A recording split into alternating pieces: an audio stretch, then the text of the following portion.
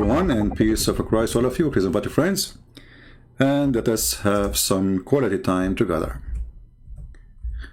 As you see today, our topic, Muhammad is a prophet. Actually, this is what we did last time, but always there is more things to say and to talk about. As you know, that Muslims, they claim that Muhammad is a prophet. However, even though Muslims, they have thousands and thousands of articles, if not millions, and they claim in those articles or videos or even movies that Muhammad is a prophet. I could not find any of them proving Muhammad to be a prophet. Actually, all of them prove the opposite. So if we go and search in the internet, we will find, as an example, 48 signs of the Day of Judgment, 10 major signs of the Day of Judgment, signs of Judgment Day. I mean, you name it, it's all over. And even some videos, which is funny, like even about belly dancers, look like the belly dancer is a sign of Judgment Day. But you know, we know that belly dancers were exist in the time of Muhammad and before Muhammad and after Muhammad. But suddenly the belly dancer is a sign of a Day of Judgment. So I'm going to open my Skype to give the Muhammadan the opportunity, as usual, so they might show us what we cannot see. I mean, why we cannot see that Muhammad is a prophet, why we see the opposite, why we see that Muhammad is a fraud, Muhammad is a scam, instead of seeing that Muhammad is a great man, he is a prophet of God, and here we go, this is the proof. So we will open our Skype and we welcome especially sheikhs. If you remember last time, we have someone from, he's from Yemen, he lives in Canada. He said he will call his sheikh, but obviously his sheikh, you know, don't want to dare to speak to me.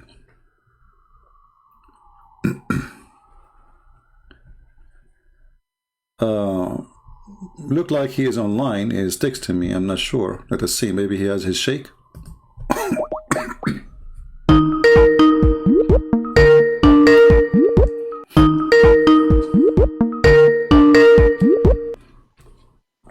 Hello? Yes, Ahmed, how are you doing? Oh, hey, how are you? I'm fine. Did you speak to your sheikh today? Yeah, I spoke to him. Okay, what happened? He just doesn't want to speak to, he doesn't want to do things on YouTube. What is the problem in YouTube? Why he don't want to speak to me in YouTube? Why don't Muslims do invitation to people to convert to Islam? Yeah, they do, but he's more like, what's the word? Like old school. He likes to do things privately, speak to them. No problem. He can speak to me. He forget about Skype. I mean, I forget about YouTube. Speak to me as if I am not online, because I don't want to lie to him. I don't lie, you know. Yeah. I want to say, okay, yeah. I am in YouTube, but he can speak to me as if I am in the street. Who cares? Yeah, I know. I spoke to him. I showed him some of your videos, and he just says that what you call it, you're like Islamophobia. You hate Muslim, and so all you do is. So this is the answer. For all the disasters I showed you, the answer is Islamophobia. No, he just says you twist scriptures and things like that. Hold on. And you're not interested in Islam. You see, my friend, your prophet your sheikh is not a sheikh, because according to the Quran, the Christians are the most nice people to the Muslims. Is that true? Who's the nicest people? The Christians? The nicest people to the Muslims, the nicest ever to the Muslims is the Christians. So how does guy he say Islamophobia when the Quran say the opposite? He says we are the nicest. So is he accusing your God to be a fraud, accusing your prophet to be misleading you Muslims, saying to you that we are the most nice people to you? In the same time, he is saying no, those Christians are the most phobia, Islamic phobia. Yeah, I told him, but I told him like you should have a debate with him and just expose him on live debate. But he said he's not interested because that person is not willing to listen or accept Islam. Do you know what I mean? Like, Okay. But your prophet was talking to people who don't want to accept Islam. So is he better than your prophet? astaghfirullah. So, I mean, don't you see he's making excuses? So if you don't talk to those who don't want to accept Islam, you talk to who? To the one who accept Islam? Because that's mean they are Muslim already. No, that's because most people don't know about Islam. But he says you know about it, but your heart is blocked. You don't care about the religion. You don't care. Okay. Well, if I don't care, how come I'm here? You see, and why I want to talk to him then if I don't care? Obviously, he's run away from me, my friend, and it's time for you to leave Islam because, as you see, he lied to you. He says that those have Islamophobia, and the Quran says the Christian never have Islamophobia. Actually, they are the most close people to the Muslims. Chapter 5, verse number 82. So he lied to you. This number one. Number two, he is saying that my heart is blocked. Even if this is true, Allah, he blocked my heart. So what is my problem? Is it the Quran says Khatam Allahu ala asma'ihim, Allah, he blocked their ear and their heart, etc. So your sheikh is not a sheikh, he is shaky when he heard my he's name. not shaky. He's okay, a well, good sheikh. I challenge you, my friend, nicely, to call him right now. He says, listen, this guy, there's thousands and thousands of Muslims leaving Islam. So it is your duty to expose him in front of everybody. You see, because when we talk to somebody he do not know, the Muslim, they say, is this guy he don't know. This guy is a kid. Or this, you know, he don't. Yeah. So we are asking the sheikh to come, and the sheikh are running away. So what we will do? Can't you tell that he is running away? If he is not, he's not running away. He's just because I spoke to him yesterday. To him yesterday. I told him if he goes live, you should call him. Just like anonymous, like don't tell him who you are. Yeah. Good idea. He said, good idea. I told him that, but he says there's really no point of debating him because he's not going to listen, and at the end of the day, he's still going to remain as a Christian. How he know? But I told him. Do he know?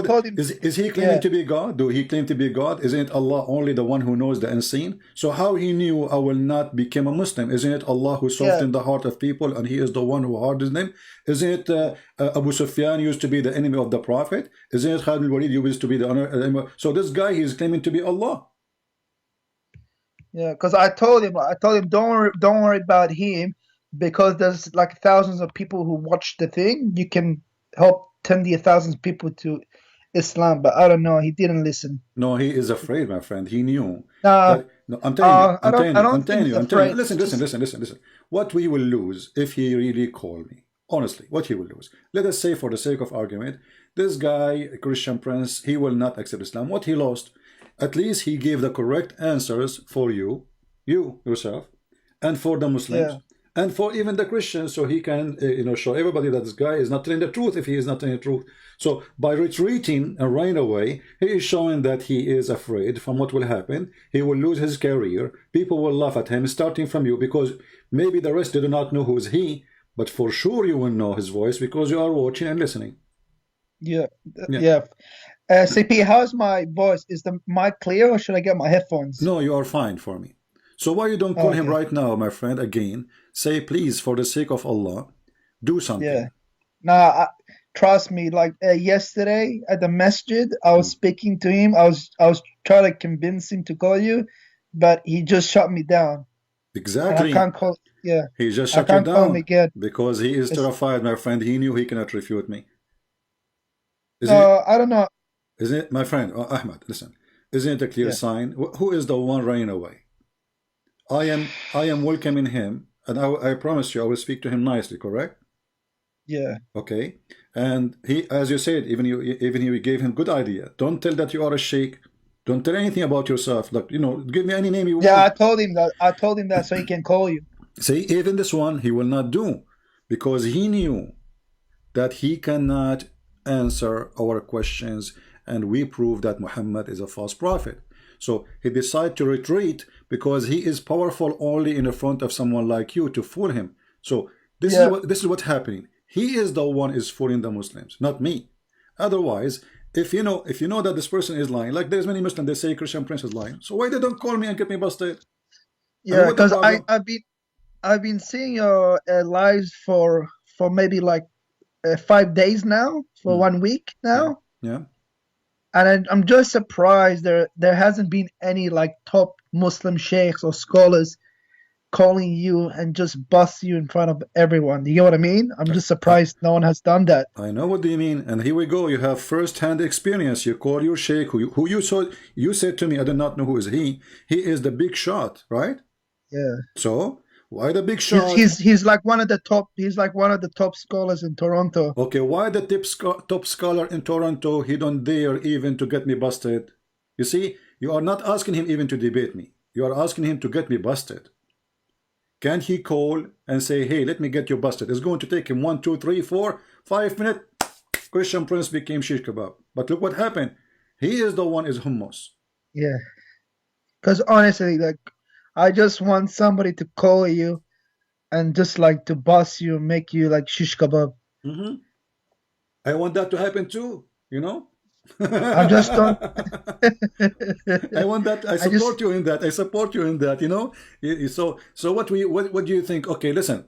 The first sheikh in Toronto. Because my knowledge in Islam isn't that great. I know some ideas, but I can't explain like hadith and stuff. I'm not a scholar, but I know there's a lot of scholars in it. But I don't know why they don't call. It was so easy for me to call you, but how come they can't call you? Exactly. You see, I don't choose who is calling me. I don't know you. Yeah. Be honest with me. Have you ever spoke to each other before? No, first time. Yeah. Did I ask you even who you are before you call me? No. No, that's the thing. You didn't even know who I was. I could have been like Ahmed, like Zakir Naik, and I could have just bust you in front of everyone, but it wasn't Zakir Naik. Yeah. So what we will do now, what happened, my friend? What will happen with the sheikh? Why they are running away? So Ahmed, I don't know. I say to you, my friend, because Islam is a lie, it's time for you to leave this cult. I just can't.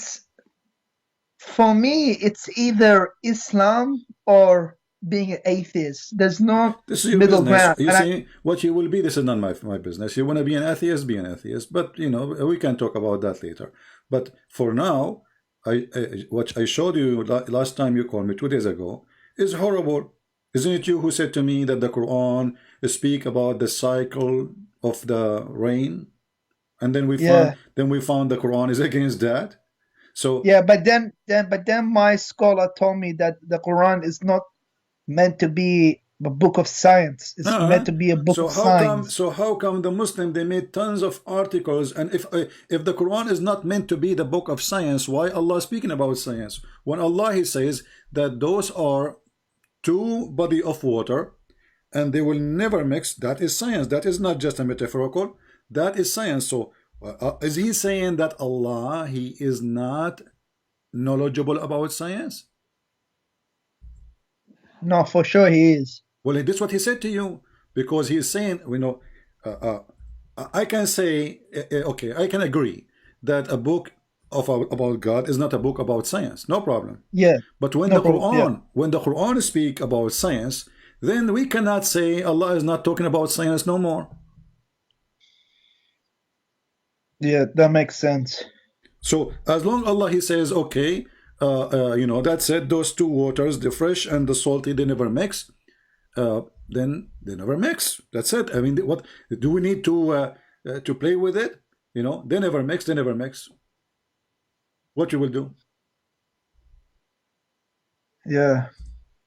So if I am you and I'm looking for a truth, regardless who is the one who hold the truth, I mean, this is obviously is not from God, because God, he don't say stupid things. God is wise. But how do you explain in Islam, like how do you explain the good characters of the Prophet Muhammad? Do you get what I mean? Like, what is the good character, my friend? Your prophet. Don't be upset from me. I'm just telling you what I believe. Okay, you asked me, so now it's time for me to tell you. Your prophet, he is 54 years old, going after a child. She is 6 years old in the Islamic calendar, which means 5 years in our calendar. Is that a good character? Muhammad, Ahmed, what do you think if your father come to your house and he flirt with your wife? My father flirt with my wife? Yes. What do you think if your dad, God forbid, you know, I'm not insulting your father, I'm saying if, let us say, what do you think if your father come to your house and he flirt with your wife? Like flirt how? Like he's attracted to her, or like what do you mean? He's, Like he you know, likes her? he flirt for her. He say, you know, praise be to Allah who made my heart flip for you. You know, he tell her clearly that he like her, he want her. I would think like he lost his, like he has mental problems, like mental health or something, or Alzheimer or What? something. Okay, Maybe. what about he is he's a bad person too? Yeah. Do you think a good person will go, even your friend? What about if your brother? I mean, so this is cannot be, because you are the one who mentioned to me the good character, correct? Yeah. Okay, a good character is not you go into the house of somebody and then this man he have a wife and she is married, regardless if you are a father or the neighbor, right? Yeah, that's true. So you don't flirt, you know, you don't flirt with the women. So I want you to look with me in the screen. You speak Arabic, I speak Arabic. I can give you the link actually, you know, but this is Tafsir al-Qurtubi, volume number 14, page number Oh, 190. let me open up YouTube. I don't have YouTube open. Okay. I just have Skype. Yeah, all right, no problem. I will send you a link. Let me send you a link which is can be shared. This one have Arabic title, so it's going to be hard to share. All right.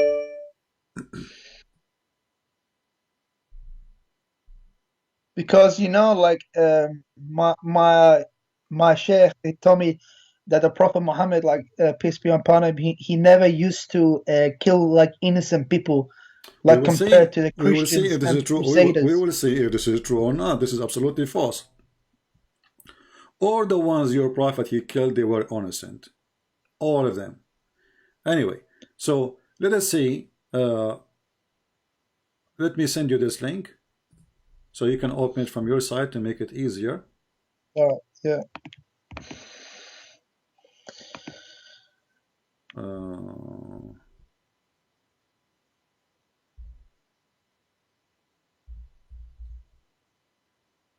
All right. This is a link, one of many links. Actually, you don't need to go by this one. You can open Tafsir al-Qurtubi for the chapter I'm going to show you, which means as any book, doesn't matter really for me. This is your Islamic interpretation. This is what the scholars they say, and this is what the reference at the hadith says. So open with me the link I just gave you. You know how to search for certain words in a page? Is it Control F? Yeah. All right. Search for the word Subhan. Well, I gotta change my keyboard to Arabic keyboard because it's in English. Oh. Well, anyway, if you go in that page, Yeah. you see where it says page number 172? Yeah, I see it. All right. It says here that the Prophet, when he went to Zainab, he stayed there for some time. And then he came to Zayd one day. And then he found Zainab, فَأَبْصَرَ زَيْنَبَ قَائِمَةً. He found Zainab standing. And she was white, beautiful. Oh, yeah, I see it. White and big. So why? Because the Arab at that time, they like to have a wife. She is overweight. They call it, now they call it, big and beautiful, because this is like the average of beauty. If you are skinny at that time, people don't like her. Back then, that was the beauty standard. And look what it says here. وَمِنْ أَتَمِّ نِسَاءِ قُرَيْشِ. So she was from the most beautiful, perfect women of Quraysh, correct? Yeah. Read with me carefully. It says فَهَوِيهَا. Do you see it? Yeah. Wow. Wow. This is the character of a prophet. فَهَوِيهَا. He loved her. He felt actually the فَهَوِيهَا is not even love. It's like a he have a lust for her, like he lost his control, Yeah. And then what he said to her, look, he did not only in his heart he felt like he want to sleep with her. He said, Subhanallahi muqallibul qulub. Do you see it? Yeah. Wow. How Muhammad used even the God name, his God. Remember, Allah is his God, right? He used his God name to flirt with the married women. Oh, wow.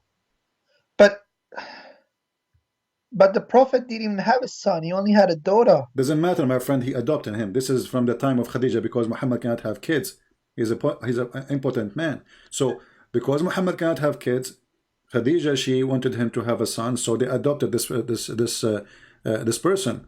But however, he is adopted or not, let us say you are my friend and I come to your house. How in the world, and I claim to be a sheikh, I'm not a prophet even. This guy is a prophet. This is supposedly the best of mankind, the Muslim they claim. And you, a second ago, you told me, how you explain to me the great character of Muhammad, right? So based on this, Ahmed, if you go to the house of your son one day, you see your son wife, and she is wearing maybe something see-through, maybe, or you know, she's in her house, and this is her dad, correct? The father of the husband is a father, right? Yeah. It's forbidden for her.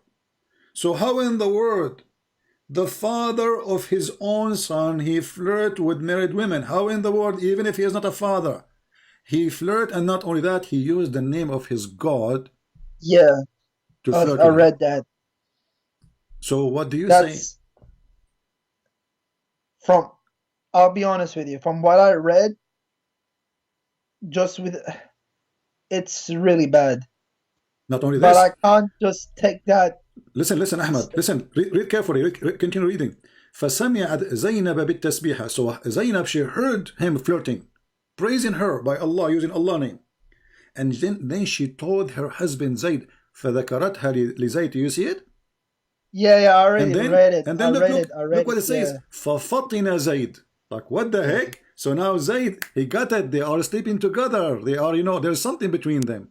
Because there's no good woman. She will be excited. She should say to him, shame on your father. Look what he said to me, correct? Yeah. She did not say that. She liked it. Obviously, they are sleeping together already. And then he went to his father and he says, oh, Messenger of Allah, please give me permission to divorce her. فَفَطِنَ Zayd. So Zayd got it. They are already together. This is the man they told you he is a good man. What do you think? Well, you know, I can't just. Maybe this was written by the enemy of Islam. My friend, this is Al-Qurtubi, my friend. This is Al-Qurtubi, and you can open the website of the Kingdom of Saudi Arabia. So this is written by the enemy of Islam, and you Muslim teaching it in your school? Are we going to blame the Jews as usual for anything happen?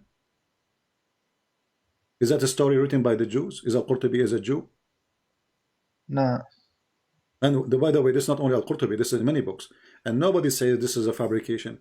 And here you will see actually, it says, وَقِيلَ إِنَّ اللَّهَ بَعَثَ رِيحًا فَرَفَعَتِ السِّتْرَ وَزَيْنَبَ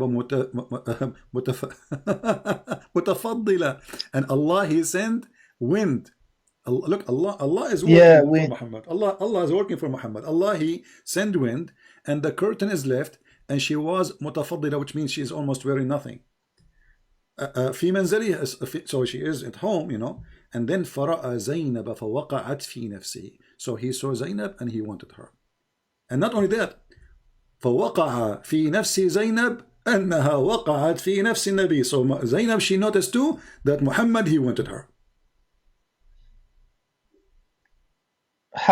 I think I read a similar thing in the Quran as well, but it wasn't in details. Yeah, this is the interpretation of the verse, my friend, where it says Allah, He says to him, Allah is saying to him, are you going to hide your, you know, what Allah, He made it like clear for you that you want her? Look, it says here, وَقَالَ ابن عباس وَتُخْفِي فِي نَفْسِكَ الْحُبَّ لَهَا. This is the meaning of the verse. Why you are hiding? Look at the hypocrite. The guy, he went to Muhammad telling him, let me divorce her.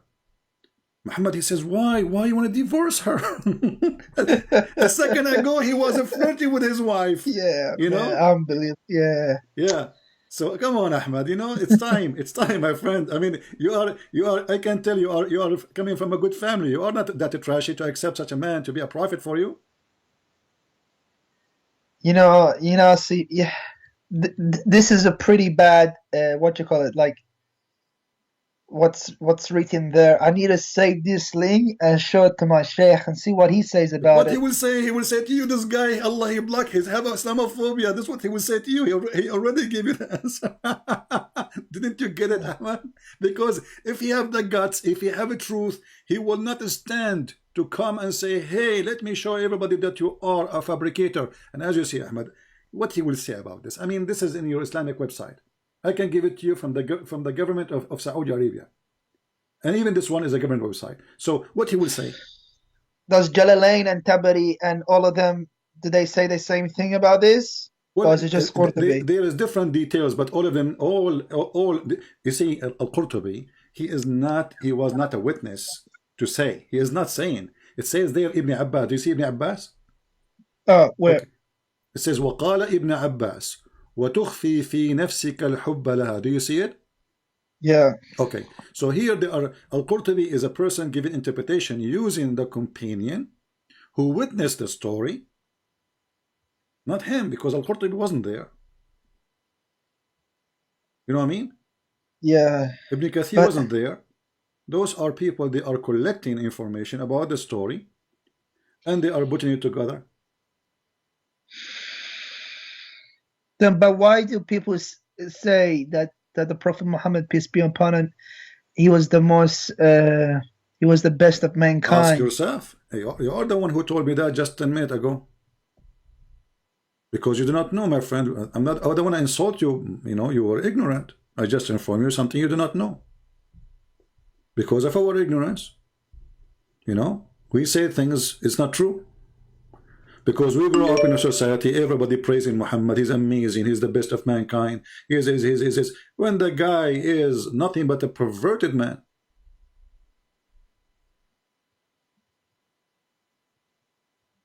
But then how do you explain like all the miraculous times he has won in war? What he won? He always lost, actually. Most of the war, actually, if you read the story of Badr, you will see he predicted, even he told them that there's a few of them will be there. He saw a dream about the number of people who will fight him. They went there, they found a huge number, and look what happened. Just to show you, this is a comedy. So Ahmed, tomorrow you will go to war, okay? And I will say to you, okay, well, one of you can fight 10. Who told me that? Allah. Do you think that if Allah says one can fight 10, Allah can make it happen? For sure. All right. So how come it didn't happen? If you have God by your side, doesn't matter how many. Exactly. If I have God on my side, even if I am one and there's a 1 billion human being, they want to fight me, I will win, correct? Because they are not fighting me, actually, they are fighting God, correct? Yeah. If we go to chapter 8. But the Prophet did win. Hold on. No, he did not. No, he did not. He lost. Listen. Chapter 8, verse number 65. Allah said to Muhammad, Allah saying to Muhammad, this is not Muhammad saying to Allah, O Prophet, rouse the believers to fight. If there is 20 among you, patient and persevering, they will vanquish 200. Correct?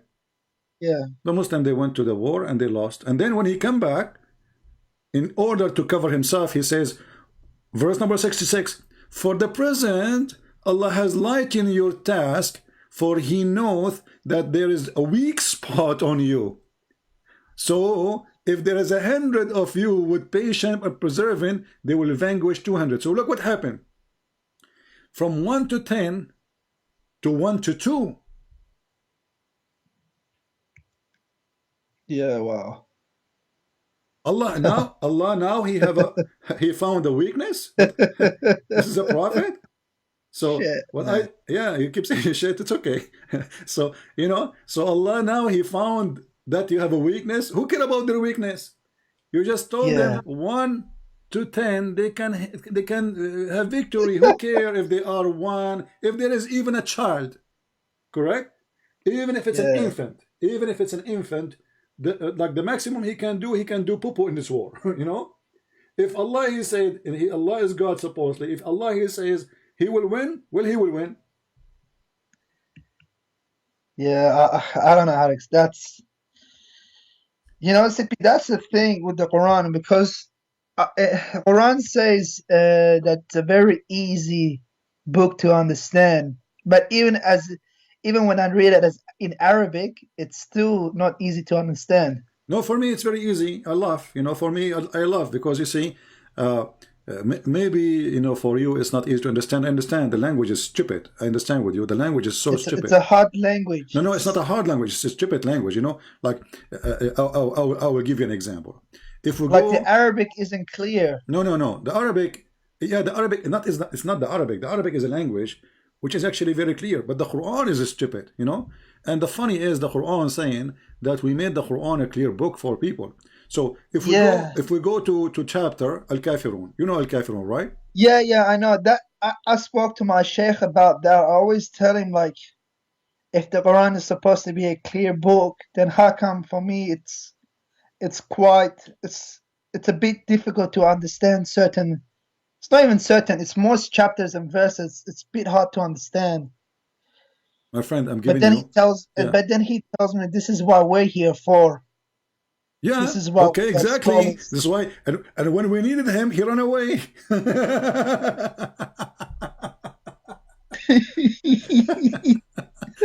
This is what he is for, guys. This is why I'm here for you. And when you call him, oh, I have to go. I cannot do it. Like what the heck? So, Ahmed, I want you to focus on me, and I want to show you. I know you. Do you know this chapter by heart, or you do not know? Yeah, I know this. Can you say it by heart? You like which one? Al-Kafirun. Do you know Al-Kafirun? It's okay if you don't know it. قل يا أيها الكافرون لا أعبد ما تعبدون. Do you know it? Do you want me to read it or? No, it's okay. But let me show with you how stupid this chapter. This is God talking. So Allah saying. Oh, that chapter. Yeah, that was the thing. When I read it the first time, it was really like I didn't understand what was this. What was about. It made no sense. Muhammad, he was talking to the kuffar of Quraysh, and later here clearly proved that Muhammad is a false prophet. Why? Because he said to them, I worship not what you worship, and I will not worship what you worship, and you will not worship what I worship. But later, all of them, they worship what he worship. I mean, look at this idiot. He told them that you will not worship what I worship, which means he is sure. And then all of them later, they worship what he worship. and just how stupid the verse is. I mean, the whole chapter is, okay, I don't worship what you worship. That's it. Why you keep repeating yourself?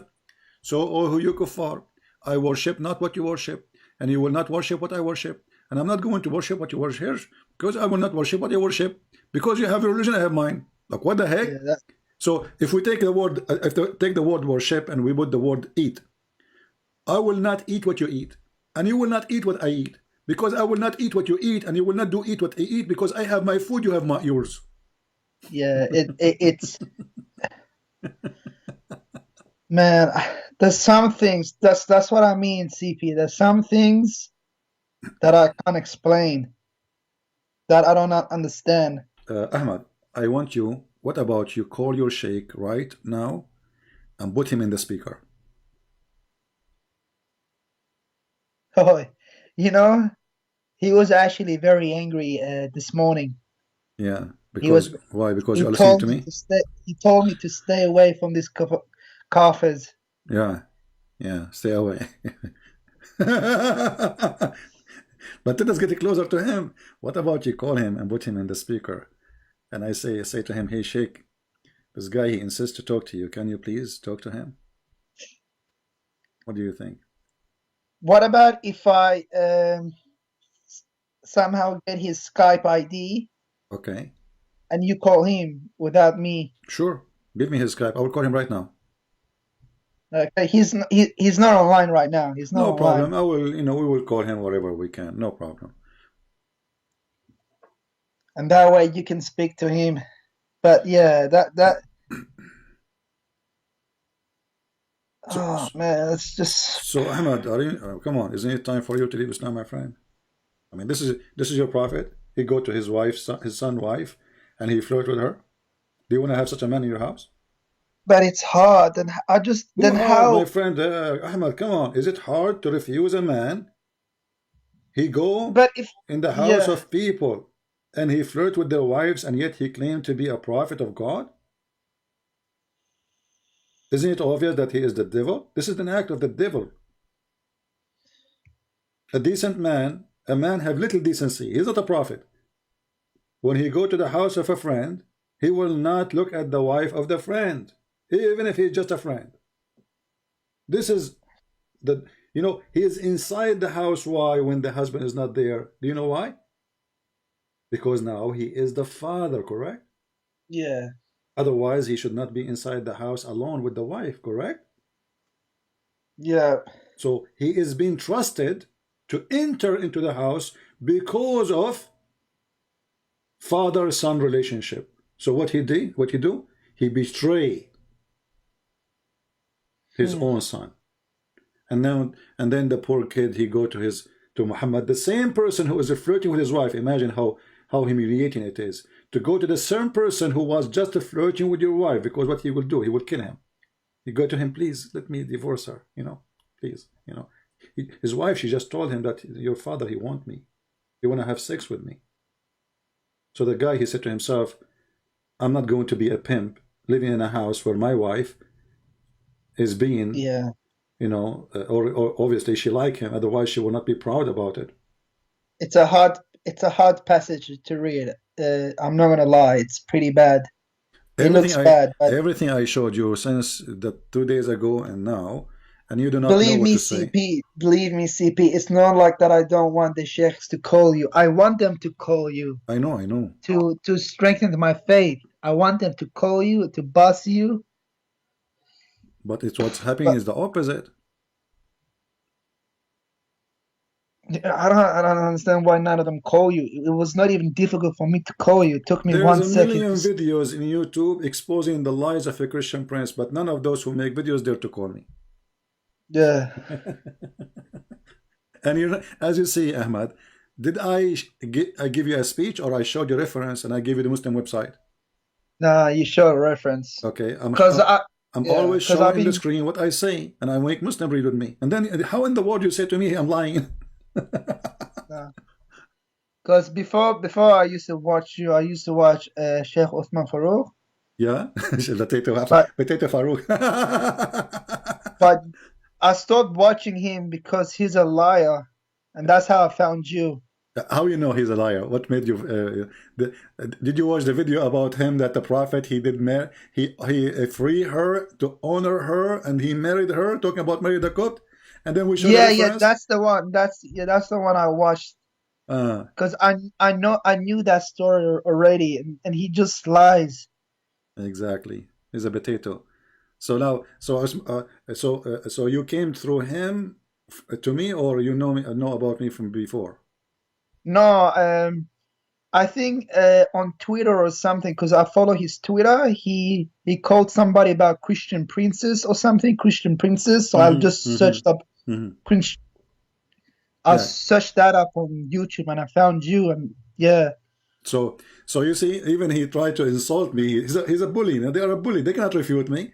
And all of them, they want to debate me face to face, but nobody can debate me in Skype. No problem, you know, because they are Yeah. scared. They knew they are liars. So look what happened. This guy, he made videos to insult me. He could not refute me. And now, because of his video, you are here. You search for me. And now I can tell you are leaving Islam left and right. Yeah, honestly, like Uthman, like he's not a really good scholar. He's a potato. All of them, they are potatoes. Your sheikh, the Not all one, of them. Not no, all of not all them, of them are my friend. potatoes. No, Ahmed. Just Okay, isn't it the sheikh you spoke to him today in the morning is a potato too? I don't want to say No, anything. you want to He's not a. say, okay, he will hear you, no problem. But you, even if you don't say it, everybody have to agree. If he is not a potato, he will say, you know what? I'm going to call this guy, and I will show all the Muslims that this guy, he is not telling the truth. Very simple.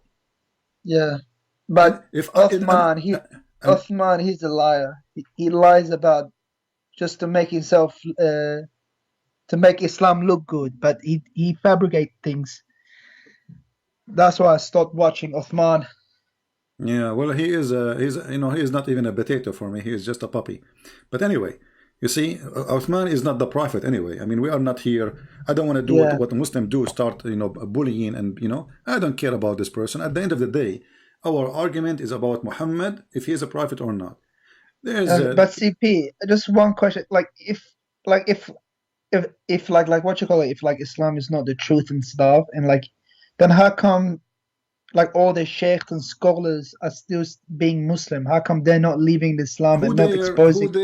First of all, those have a career. They are making living from it.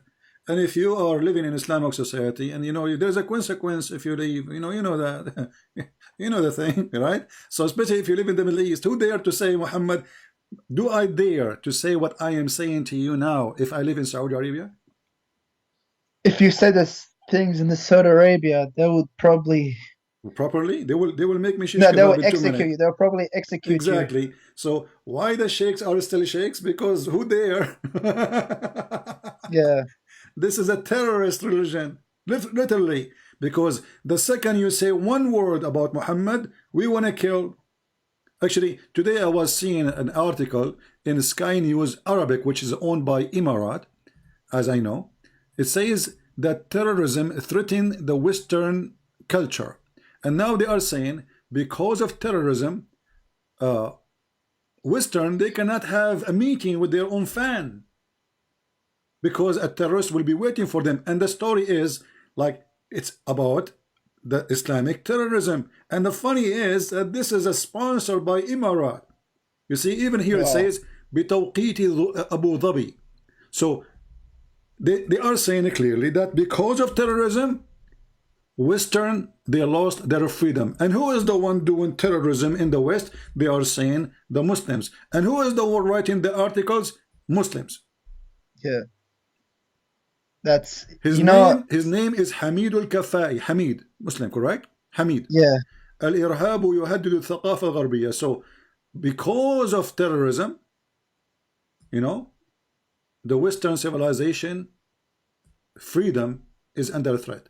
What terrorism? You read the article, you will see this Muslim terrorist and this Muslim terrorist and this Muslim terrorist, and they are counting for you what the terrorist of Muhammad they did. So how that can be, you ask me, I mean, how in the, why they are still Muslims? That's the thing, man. I just don't understand. It's for me, it was like this, because for me, it's either Islam is the truth, that there is a God, or Islam is false and there is no God. Because I tried. Let us first, Ahmed. Because I spoke to my sheikh about could Jesus be God and things like that, and he told me do you really believe Jesus, God can do poo-poo and things like that? He says these things. Okay, hold on. Where he got that Jesus was doing poo-poo? Is that there is a reference for it? No, no reference, but he said he's human, he ate, he okay, smelled. Well, isn't it the angel Jibril? He came to Mary as a full human being in the Quran, and he was doing poo-poo too? Yeah.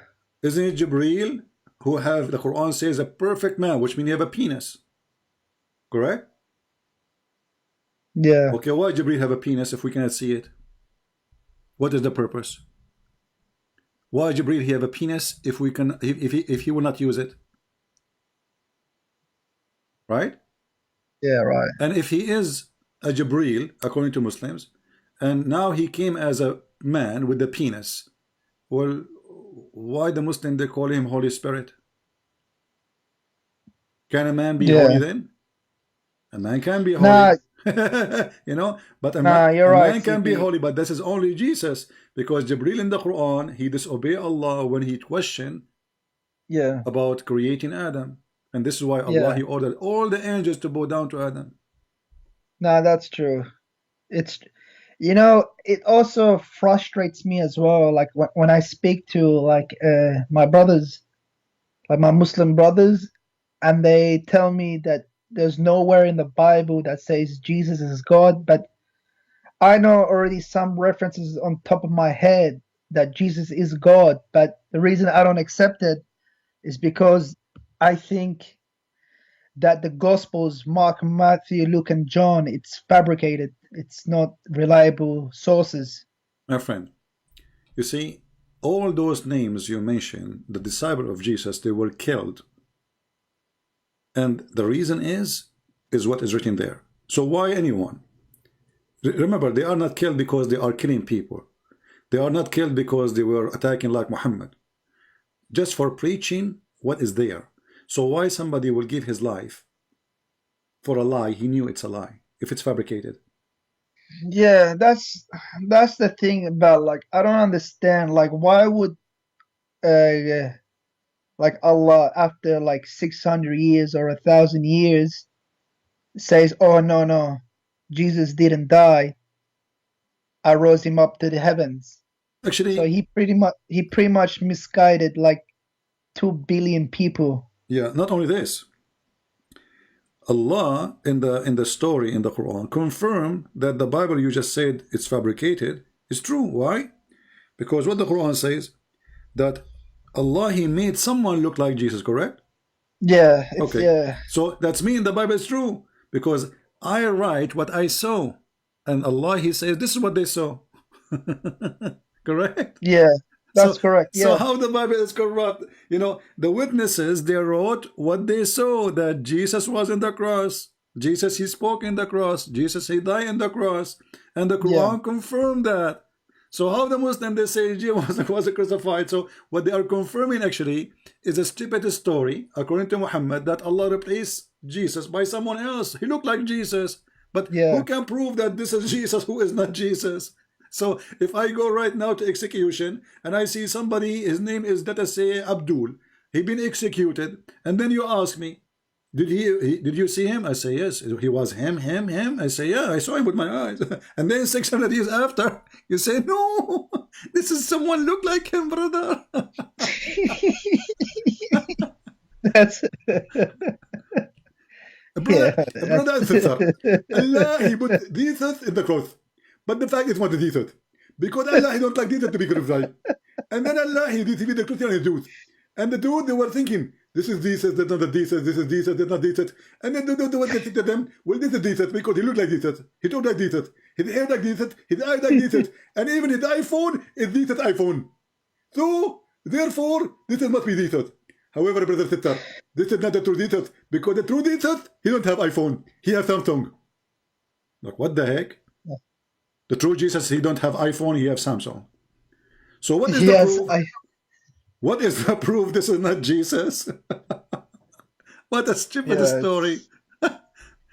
So Ahmed, I'm glad for you that you decide to leave Islam, because from what you said already you are saying the Quran is funny. Quran is stupid. Yeah, it's just like there's some things it just doesn't make sense, and the satanic verses, nobody has really explained that to me really well. It's just oh, can I explain to you? Like, hold on.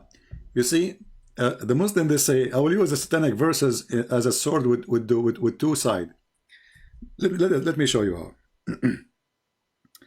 how. A second ago, you said to me, because suppose this is what they told you as a Muslim, right? That the Bible is corrupted, correct? Yeah, they say the Bible is corrupted. If we go, me and you, chapter 22, verse number 52. What the verse saying? That every messenger before thee, which means Muhammad, Shaitan, he put words in his desire. But what Allah will do? Allah will delete it, correct? Yeah. So how the Muslim, they say that the only book is protected is the Quran. If the verse saying that all the prophet before you have those similar, which means somebody, Shaitan, he is trying to corrupt their words, but don't worry, Allah will cancel it, Allah will delete it, Allah will erase it. So the verse here saying that all the messenger of Allah, who Allah he sent, all of them, there is somebody will try to lie about what they say, to put, and that body is Shaitan, because all corruption is coming from Shaitan. And then the verse saying Allah will erase it. So the verse here promising that even the gospel should be protected. Because why Allah will erase what Shaitan he will throw in the mouth of Isa or Moses? But that's the thing, like Shaitan shouldn't even come close to the prophet or to any of the prophets. So they don't even need protection, because Do you know what I mean? Like, exactly. But for the sake of argument, as long as verse is there, and that can be used to prove Islam is stupid when they say that the Bible is corrupted, because Allah in this verse says anything shaitan he put in this book, because the word of the prophet is word what? Of word of God. So any addition shaitan he tried to add, Allah is watching and Allah will erase it. So if Allah will erase it, and he says all the messengers did that happened to them before you, but Allah will erase it, which means for all. So yeah. how the Muslims they say this will only happen to Muhammad? Secondly, the satanic verses, if you read the story, you will see that Muhammad he bowed down to the idols, the three daughters of Allah. That's Yeah, I read Muhammad, that. Yeah, I read that. That's mean Muhammad is a mushrik. In the top of that, how we knew as long shaitan he can put words in the mouth of Muhammad, how we knew that this verse itself is not from shaitan? Yeah, like these things are really hard. That's why I always had some doubt. But like, so my friend, as long you agreed to leave Islam, I'm so happy for you. I invite you right now to accept Jesus as your savior, and if you have a question, I will be happy to help you. listen, Sippy, you have enlightened me about Islam, but for me, I just have to do more reading. I have to, do you know what I mean? I need to learn more about Christianity, because I don't know anything about it that much. All right. You know? No problem. I just why I'm saying to you, I'm here to help you. You know, no problem. I want you to do me a favor before you go. What about you call different sheikh, as long the first sheikh you run away? Maybe the second sheikh you would do it. Do you have another sheikh? He's not really a sheikh. He's like, he's not a scholar, but he's a bit more knowledgeable, but what about, he won't be able to. Okay, but there's many mosques and there's many imams in Yeah. Toronto, right? So Yeah. why you don't choose one of them and say, hey, come on, I want you to get this guy busted. He made me leave Islam. No, I don't want to. I don't want them to know. Oh, okay. Trust me, because I spoke to them, and some of the answers they given me, it's a bit nonsense. Yeah. It doesn't make sense. Well, Ahmed, I want you to do this. Start reading the gospel. Start from book of John or Luke. Doesn't matter really. And you can anytime, you know, try to contact me. CP, Yeah. I have read John. Like, I don't know why Muslims say Jesus isn't God when literally in the first chapter of John it mentions like Jesus' deity. The first page, not only first chapter, the first page. Yeah. And they say, and not only that, they say to you, where Jesus says, I am God, worship me. Isn't it his disciple says to him, why you don't show us the Father? And you know that we Christian, we call the Father our God, we call him Father, right? So why you don't show us the Father? And that's it. Jesus, he said to him, well, I am with you all this time, and you do not know me? Whoever saw me, he saw the Father. I and the Father is one. And they say to you, well, Jesus says, I'm God. Yeah. Even as a Muslim, when every time I hear like Muslims, they say, where did Jesus say he is God? I get frustrated, because why would Christians say Jesus is God if it's not clearly mentioned in the Bible? My friend, why the Jews they killed Jesus? Because he's a prophet. Yeah. that is stupid to say. Because if they kill him because he's a prophet, that's when they believe he's a prophet. You see what I mean? If they killed him because he's a prophet, I mean, if we want to say that the Jews are very, according to Muslims, they try always to make them very evil. Okay, no problem. You can make them whatever you want. But the Jews, they have many prophets and they follow them. They did not really kill them. Right? Yeah. At the same time, the Quran says that the Jews, some of the prophet they accused to be a liar, and some of the Jews they killed. If we ask the Muslim now, any Muslim who's watching, who is the name? Give me the name of the person who is a prophet who was killed by the Jews. No prophets. Can the Muslim tell us who is the Jews? Who is the prophet which killed by the Jews? As an example, chapter 5, verse number 70. It says there, some of them you accuse of lying, and some of them you killed, which means there's many. Muslims, Who are they, the many prophets, the many who were killed by the Jews?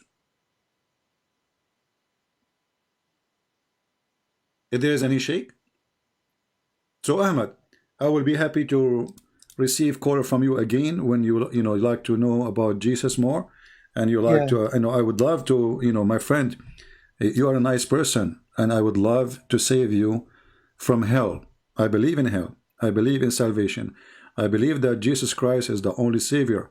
And because I love to see you saved, my friend, you are like my little brother, and I love to save you and take you with me and all those Christians to take you with us so we can enjoy a real happiness with the Lord. I like you to accept the Messiah. Yeah, so, thank you.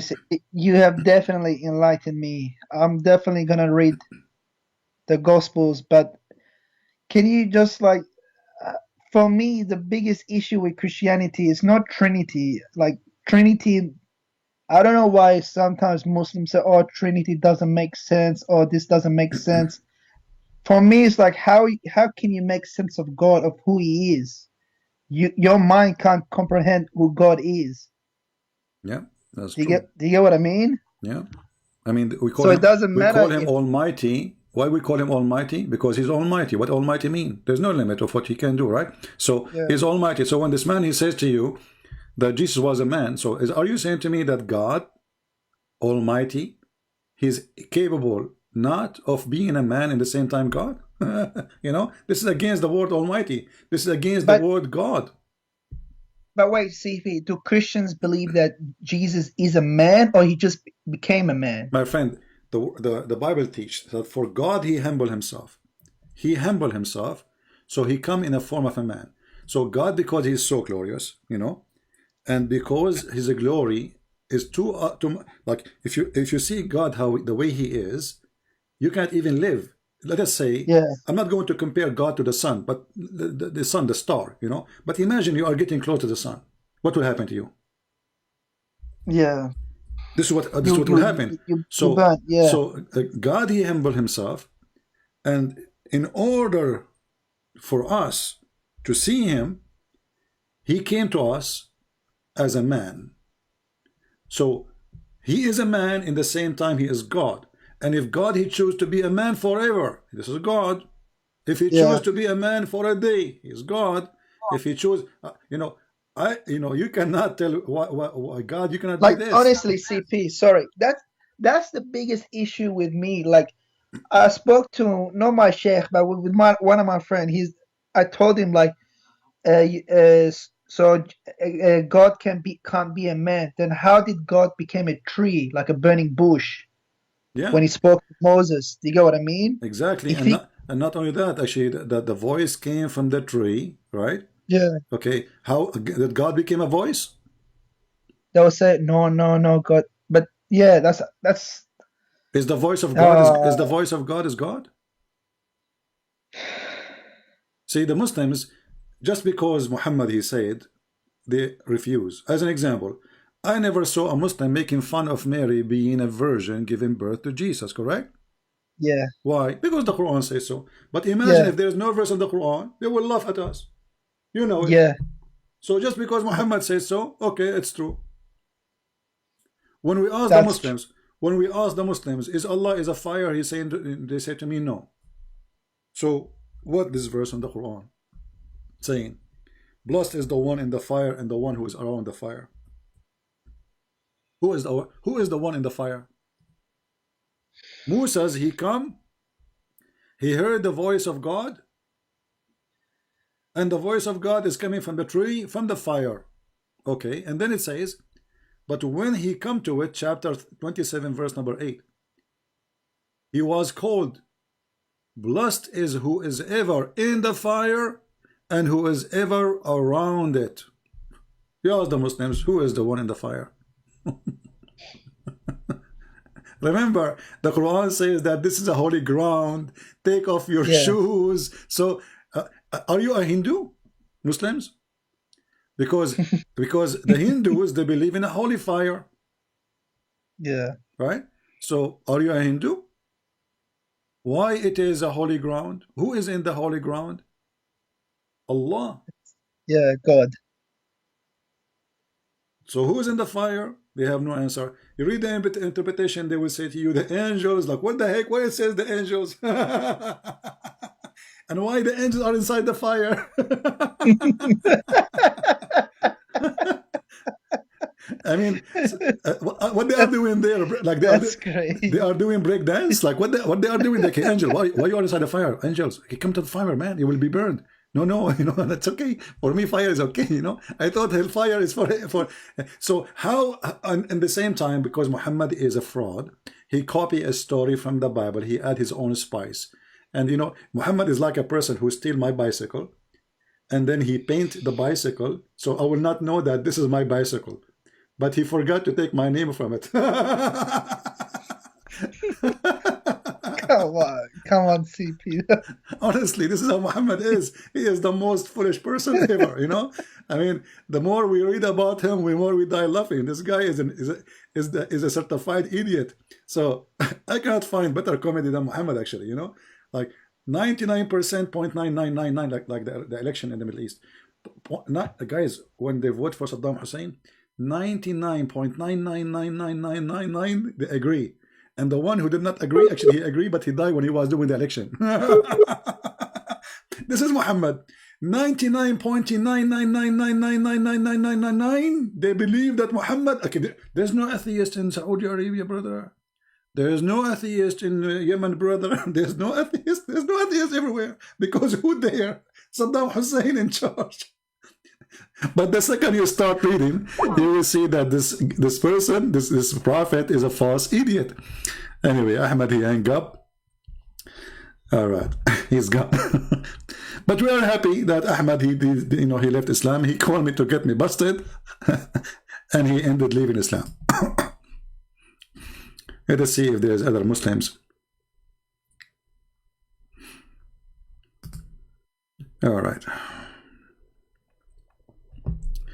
I'm a Muslim. Okay.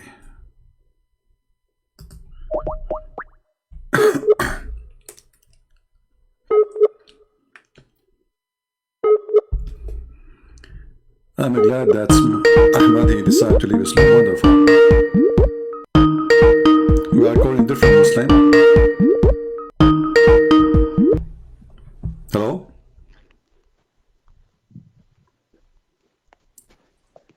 Hello? Hello? Yes, my friend. You are a Muslim, right? Yes. All right. What would you like to say to us? We are live on air. How are you? I'm fine. Is your prophet a prophet? What do you think? Yes, sir, he is. Why he is? Hold on one minute before we start with this. I just want to ask you, who do you believe wrote the Quran? Who I believe he wrote the Quran? Yeah, who do you believe wrote the Quran? Well, the Quran answers us. It says it is the word of a decent prophet. So Muhammad is the one who wrote the Quran, according to the Quran. Okay. All right. So you think no, read with me. Chapter, because I don't like to say things without proof. Chapter 69, verse number 40. Chapter 81, verse number 19. It says it is the words of a honorable prophet. The Muslims, they put between two brackets Jibreel, but the fact nowhere Jibreel. It says the messenger, Allah messenger, is what Allah is speaking of. So it is the word of honorable messenger. Is the Quran, in the Quran, Allah says that Muhammad was illiterate. He didn't even know how to read. Nowhere the Quran says Muhammad is illiterate. We will go there after we finish this. Is the Quran the word of Allah, or the Quran is the word of the angel, or the Quran is the word of Muhammad? What do you think? Word of Allah. Okay, so chapter 69, verse number 40, it says, "This is verily the word of honored messenger." Before that, probably Muhammad ﷺ has said something, no and then problem. he said Muhammad. No, my friend, this is Quran. This is Quran. This is always a Quran, and then it says this is the word of honorable messenger. Okay, what's before that? You can read what before it. He is giving you lecture about this and that, and do this, don't do that, etc. And then yeah, that's what okay, Muhammad Sallallahu Alaihi Wasallam is telling us. So this is Quran, but now it's Quran. Yeah, Allah is saying this is what Muhammad, peace be upon him, said. But so Muhammad did not receive this revelation from Allah. So why it's in the Quran? Because that will make it hadith. If it is a hadith, is Muhammad saying don't do this, don't do that? That's mean Allah there is not talking.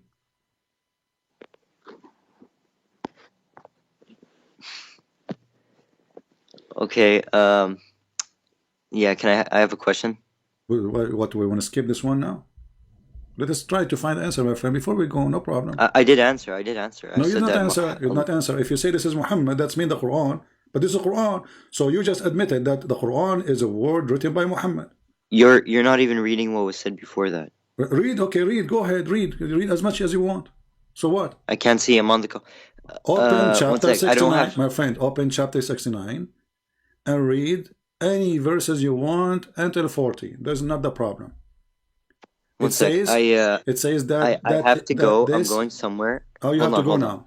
No, I'm not going. I'm not scared of you, man. Okay. Yo, chill. Right. I'm not leaving. I have to go in 15 minutes. I have to go. Let me just. I want to. I have a question I don't understand. All right. All right. Go ahead. Are you with me? How is Jesus God and he doesn't know the hour? Well, that's a great question. How Jesus is God? He do not know the hour. So the one who do not know the hour, he cannot be God. Correct?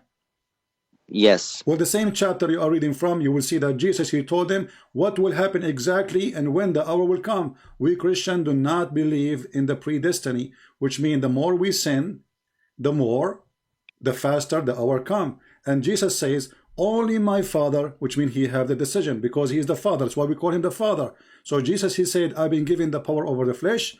It is to my Father to announce the hour, not to me. So we believe in the Trinity. God the Father, God the Son, God the Holy Spirit. It is the job of the Father to announce the hour because he is the one in charge. For me, I am the judge in the judgment day. And the same chapter Jesus said, this is what will happen, and this is what will happen, and this is what will happen. And when all of those things happen, I will come to you. So Jesus, he knew about the hour, but the one who will announce it is God. In the same time, with God the Father. Okay. In the same time, hold on. What kind of God? What kind of God? You are the one who agreed with me that God is the one who know the hour. You said yes, correct? Okay. What kind of God? He says the moon is split and the judgment day is near, and nothing happened.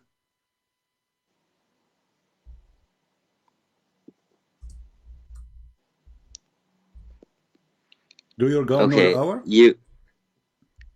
Yeah.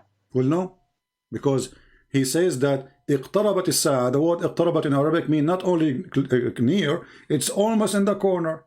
Your prophet, he says, ليوشكنا Isa. Almost Isa, he will come, and he will be here, you know, and that will be the sign of the judgment day.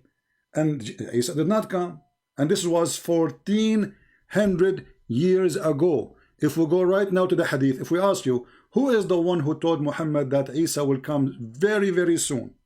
You will say to me, who? You will say, Allah told him, correct? Okay, read with me carefully. It says, and this is Sahih. I can't see anything because I'm on my phone. No problem. I can read for you, my friend. No problem. By the one whose hands is my soul, Ibn Maryam, the son of Mary, shall soon descend among you, judging justly. He shall break the cross and kill the pig. Jesus is going to be a cowboy, will fight pigs, no problem. But did he say liushikna, which means extremely soon, not only soon, very soon? I know why. In the Quran, 80% so far, 80% of what's in the Quran has been proven 100% correct. 80% of it is 100% correct. The other 20% is unknown. No, hold on. You see, don't give me numbers 80%. My friend, give me one. Proven to be true. A lot. Okay, give me one prophecy in the Quran come to be true.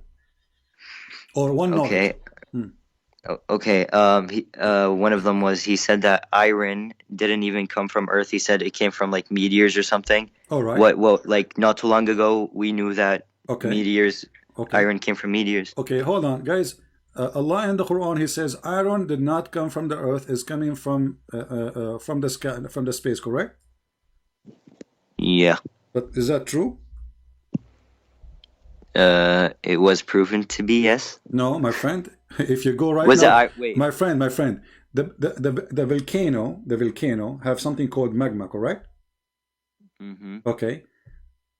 Most of the volcano magma is iron. So how we have no iron except the one coming from the sky when the magma, the core of the earth, is full of iron? How there is no iron? The Quran, if we go and read the Quran, you will see that Allah, He says وَأَنزَلْنَا الْحَدِيدِ. But why you Muslim, why you don't read what is before? It says Allah, He sent down the book.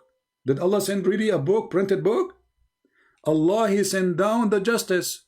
Allah, He sent down the scale to measure. Did Allah send the scale? No. And then we send down the iron. So this is not about iron sending. Allah saying to you that everything creation you have is made by us. But I will go with you now, because now that will become a mistake. Because did Allah send the iron to who? To mankind, correct? Mm-hmm. Okay. So mankind is there, correct? Yeah. Okay. So isn't it the blood of Adam have iron? So if there was no iron, and then Allah, He sent iron with the rain, did Adam, he drink water and he get iron in his blood? If there's no iron in the blood, we will not live. We will die. Anyone have deficiency, little deficiency in iron, he is going to be sick. If he have no iron at all in his blood, he is dead. Wait, I'm not. Was it iron or was it something else? Iron. I'm not sure. No, iron. Is that what iron, he said my friend. Iron. You can go right now and read about how and what is the percentage of iron in our blood. And if we don't have iron, we are dead. So Allah, He sent iron to the mankind, but mankind already exist and they have iron in their blood. So if there is no iron, where is the iron coming from in their blood? And remember, Adam was created from dust, correct? Mm-hmm. So from dust to dust you go, my friend. No. What do you mean no? Created from what? He was created from clay. What, isn't it the clay is a dust mixed with water? You're funny. Yeah, I'm funny. Look at these losers in the comments. Okay, don't talk about the bunch of losers, my friend. Focus. These guys have nothing to do. They it's just okay. sit in the It's okay, comments. my friend. Guys, be nice, please. Yo, look. Hold up. My friend, You're like, don't make listen. You know what's funny? Make a drama. You know what's funny? Don't make a drama. One sec. My friend. Okay. I'm not done. Okay, don't make a drama about comment. You are talking to me. Listen. I heard you today. You were making fun of Zakir and Naik when you're the one sitting on your laptop waiting for random people on Skype. You should be ashamed of yourself. What? Zakir and Naik actually gets up in front of millions and talks to people. I'm getting in front of millions. You see, I am #1 person Indonesian people listen to around the world. So I am the one who millions listen to me, and your Zakir Naik don't dare to debate me. You should be ashamed of himself. Who care about going? I'm not going anywhere. I sit wearing my short. My friend, hold on. Don't give me this drama. Either you have answers for what I said or you don't. Do you have answers? You don't. So don't cry for you cannot answer. The excuse if I go, don't go, I travel, I don't travel, that I'm not a prophet. I do not need to prove myself, and none of you can debate with me. Yo, so now, nobody talks I have with a challenge for you. I have a challenge for you. Do you dare to call your sheikh right now and put him on air live with us? Now. Yo. Do you realize how embarrassing you are? I'm just getting embarrassing. Embarrassing is you. I'm challenging all your sheikh and you don't dare to debate me. And when you call me, I get you busted in 2 seconds. Let us take who's next. How embarrassing.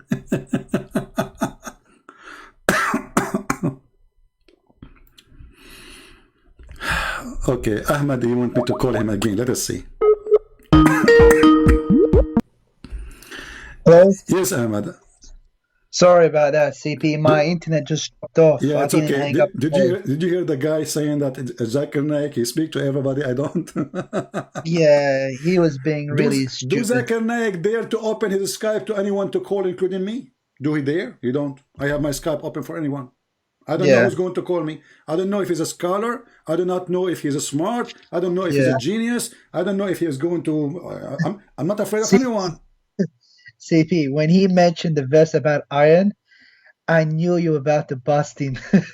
I will bust them anything they say, my friend. But Ahmed, don't laugh. I got you busted too. But that's, oh yeah. It doesn't matter what you say. This is why they don't debate me, my friend. It doesn't matter what you say. They will get busted.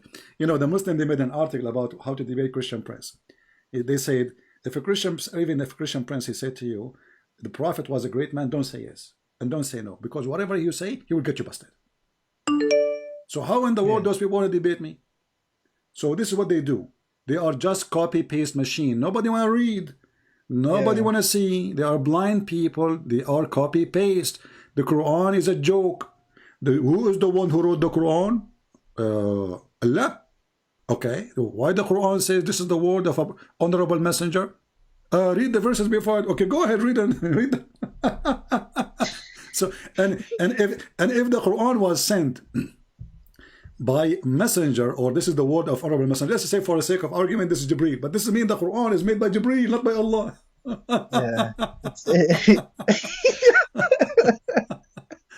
What a comedy. I'm not sure what to call it, comedy or drama. You know, you tell me. This is it's a mix of both. It's a mix of both. Like that person who just called you, he was kind of like me. He was being ignorant. Like you bust him and he was still denied. You know, Allah, He sent down feather. The Quran says, وَأَنزَلْنَا عَلَيْهِمْ لِبَاسًا وَرِيشًا. Allah, He sent down clothes and feather on us. Why? Somebody told Allah that all of us were Indian. we were feather. You know, like I understand that Indian people, American Indian, they would put feather in their head. But Allah, He says, لِبَاسًا وَرِيشًا. Like, what the heck? I never wear feather. You know, and the funny, when the Muslim, they translate libas and warish, they take away the word the feather. I mean, why you are taking away the word? You know, why they say? Let us see if we go in the Quran. Let us find the translation because it's hilarious. You will find 99.9 of the Muslim translation they take off the word feather. I don't know why, you know. Hey Muslims, anyone can tell me why you speak Arabic, Ahmed? Does it say sawatukum warisha?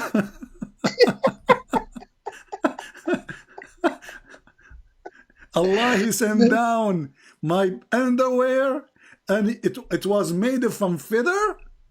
Oh man. You know? And if we read in the translation, the word feather is gone. This is Yusuf Ali. Let us change. This is chapter 7, verse 26. Let us see. Go to Biktar. Man, Feather, I can't believe it. Feather, okay. And then, children of Adam, we have revealed into you the raiment, and to cancel your shame. Like, where is the feather? Where is the clothes? Revealed? Clothing is revealed. We have revealed. Underwear became revelation. Look at the translation. It says, we revealed into you. The clothing is revelation. And what happened to the feather? They took it off because they want to cover by the feather the stupidity of Muhammad. Allah, He sent down feather, brother. Allah? Are you sure you sent feather, Allah? Absolutely. Man. Look, all translation, no feather. Allah, look at the first translation. It says, and we have provided for you clothing. Yeah, it doesn't say that. Translation it says, is not correct. Anzalna alaykum. We send down on you clothing to cover your parts and feather. Liars, they have no shame and they corrupt their book just to cover the stupidity of a so-called prophet. His name is Muhammad.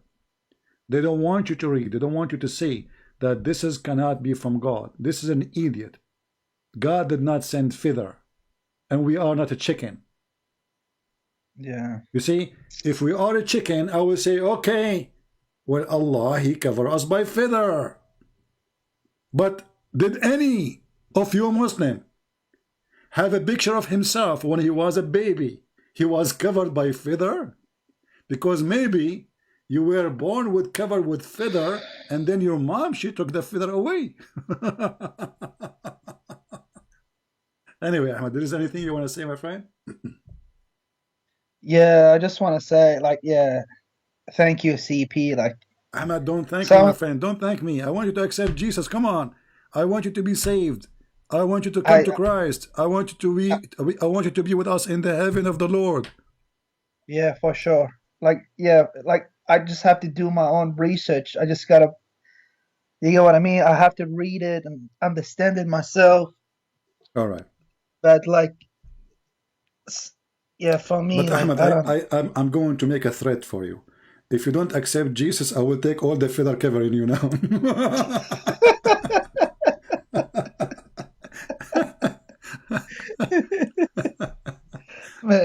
All right, Ahmed. Thank you, my friend, for calling. I hope soon you will see the truth and you will accept the Messiah as your Lord, and I will be happy to take you anytime to answer you about some questions. You know, maybe I will be able to help you to accept the Messiah. I just have one question, CP. All right. How come, like on YouTube, like, because I honestly, I always look up like Christianity versus Islam debates. How come always the person who is defending Christianity, they always like somehow lose? They just, do you get what I mean? No, you see, there's not. See, let us say, you see, debate is a gift. It's not just anyone. Number one, you have to have knowledge. So most of those people, they are not people of knowledge. And secondly, you will see, as an example, Hidayat, the most famous one, right? Yeah, you will see that Hidayat I watched a lot of his videos. You see Hidayat is the most stupid ones to defeat in 2 seconds. When he debated an Arab Christian, he lost immediately. And he refused to show up for the second debate. So the Muslims always, they choose, they debate who. Can't you tell? They are running away from me, but they will debate anyone they think that they can make it look like they have a victory. So let us say they choose their customer. You know, this is not a debate. Yeah, that's not true. Especially in speakers' corners. All of them, doesn't matter. Yeah. Speaker corner, anyway. If you are an American blonde or etc., a person who do not know much about Islam, all of them, they want to debate you. But when it's come to someone like me, and I hope in the future we will have thousands and millions like me, the Muslims will leave Islam. So Christians never lose. Never lose. Because the truth is not about them, is not about me, is not about you. For we have a Christ, and Christ is the one who will never let himself lose. He is the truth. He said, I am the way, I am the door, I am the truth. So how he lose? Even the Sayyid Muhammad, he says that the Messiah will come, and when the Dajjal, he see him, he will dissolve like salt. This is how powerful the Messiah is. So don't blame, let us say, a weakness of somebody on Christ, because most of those people, they are not used to Muslims. Muslims are aggressive. Muslims, they try to intimidate you, and those people are not used to this, you know. So the Muslim, they cannot intimidate me. They will never be able. Actually, they are intimidated by me. It's the opposite. That's why this Uthman, you mentioned his name, he is coward. He don't dare to let me even call him. All of them, they are intimidated. But when they speak to a nice Christian who is just trying to explain to them things, they try their best to intimidate him or to make a mockery of them. I'm a person, nobody can make mockery of me, because in a second I will whip the floor with you if you try to do so. So they are not gifted, many of them, but always there is somebody is gifted. He can make Muhammad shish kebab, and we are. I am a living proof. That's why I wanted my sheikh to give you a call. I wanted it so badly. Will never happen. Will never happen. It didn't happen. Yeah, will never happen. That's why when it didn't happen, when he refused it, I started to doubt myself. Correct, because you ask yourself, okay, what he will lose anyway if he is saying the truth, and he is, he's convincing, he knows. I mean, this is not a guy who do not know. So Christian Prince, he can say something and let us say you know, make him confused. This is a scholar support. This is a big sheikh. He is the one. And he said to you, this is what we are here for, right? Yeah. But when we need him, he's not, you know, this guy is like the guy who worked for the fire department. He work only when there's a snow. When there's a fire, he never comes when out. When there's a fire, he says, this is not my expertise. Man. All right, my friend. CP, do you recommend any good like Christian versus Muslim debate or something along those lines? Well, I mean, there is you know, good people who, especially about the Bible. I will like recommend Sam Shamoun is good, you know. Who? Sam Shamoun. You don't know him, Sam Shamoun? No. You can search his, you know, people. They can post his link for you in YouTube. You know, he's very good. He is very well versed in the Bible, and he is a very smart person. But, you know, I cannot really recommend people because I believe that the Lord, he opened your heart and he will guide you. Just ask him to lead you where to go, and you will. The same as what happened to you. You listen to Uthman, who was insulting me. Even though Uthman is speaking of the devil, the Lord, he made Uthman a leading sign for you to come to me. And here we go. You left Islam. So Uthman ibn Farouk, he never imagined that when he make a mockery of a Christian prince because he's a coward, he don't know how to deal with me. I get him busted already many times. So he make mockery, but he never thought that his mockery would make many Muslims search and look for a Christian prince to watch his videos, and they will end leaving Islam like what happened to you. So because that's how I found you. Because on his Twitter, he says he mentioned you as like a Christian princess or Princess Chris, something and like he says that. I'm wearing burqa. I know. I was like thinking like he must be someone pretty like big if he's mentioning them. And then I just watched some of your videos. I'm like, wow, that's what it really is. That's what's like, yeah, some of these things you shown on screen and with reference and things like that. It's just like really shocking. Yeah. And you know, always remember, forget about this guy anyway, but always remember, there is people that can be good in thing and they are not good in other thing. As an example, there's somebody might be, he is a good teacher for the Bible, but he is not a debater. Debate, when you debate, especially if you don't know, you see, like you call me, I do not know what you will say to me, right? Yeah. So when you want to do such a thing, this is a big challenge to the brain, my brain, because how in the world I'm going to get the answer in the speed of second? I mean, the guy is just talking, I put it on the screen, correct? So in order to do that, you have to be very, very gifted with knowledge. Let us say you have a very fast processor brain. And on the top of that, the most important, the Lord is our victory. So by the Lord, I depend on him, not only on me, for I believe everything I have is a gift from him at the end of the day. So if the Lord is with me, who could be against me? So some Christians, they go to fight the devil without having arms in their hands. An arm here is not a sword. Arms here is knowledge, true knowledge about the Bible. Secondly, confidence. Number 3, knowledge about the enemy, the devil. If you do not know who is the devil, how you can talk about the devil? How you can fight the devil? It's like now today we want to fight a virus, but we do not know anything about this virus. That is mission impossible. So the Bible orders us to read, to search, to find the truth, and the truth will set you free. So a Christian, when I debate Muslims, should know about what they believe, not only about what he believes. Same time, he should not allow them to intimidate him. Most of those on speaker corners, actually just a few days ago, I said a word. I said potatoes. You know why? Because two Christians were talking to a Muslim, and the Muslim is schooling them about ethic. And those two, which I call them potatoes, they were like, okay, you know, okay, Muhammad, okay. Yeah, that's what I mean. Like, those are sort of the videos I watch that make, like, wow, Christianity. Yeah, so why those Christians, they don't say to him, your prophet is a child molester. Your prophet says, go and bite the penis of your father. Your prophet, why you are quiet, sitting there like a potato? So, my friend, those are not, and they should not be there. So we don't judge Christianity by somebody who know nothing. They are just, you know, let us say good Christians trying to give the good news about Jesus. But they are not debaters, obviously, and they do not know and they don't have much knowledge. especially if they're trying to debate against Muslim, because I know, like, Arabs they're very aggressive. Yeah. You know. Well, you know, they can say whatever they want, and but in the end of the day,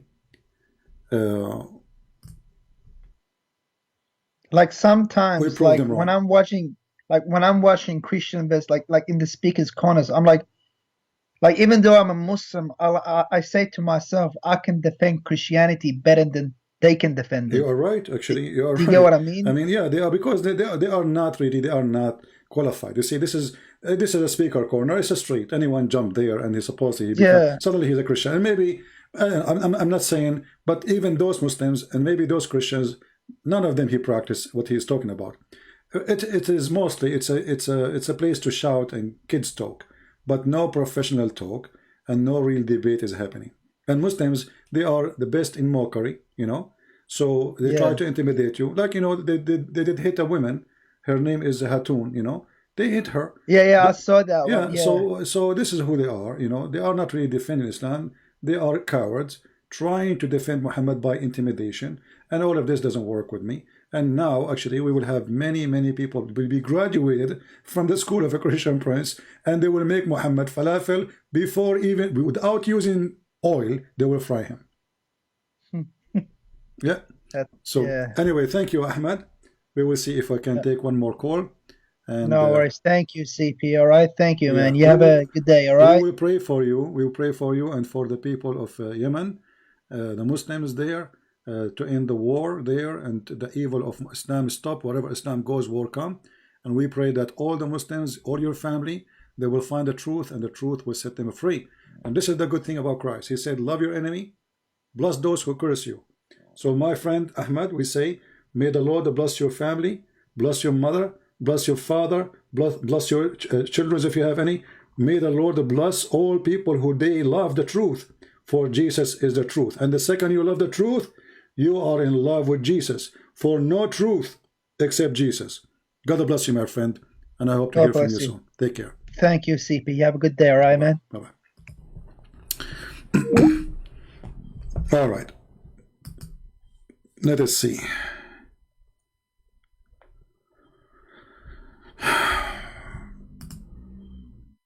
Okay, Muslim here. All right, we have a Muslim.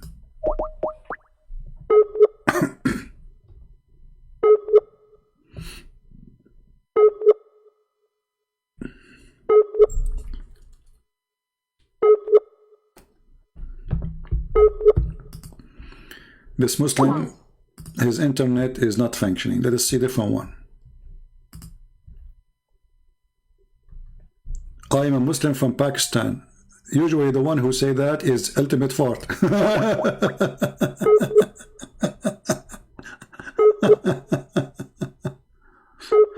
Okay, a Muslim from Pakistan. And then you will find that he is from Africa. Yeah, here we go. Okay, forget about this guy too.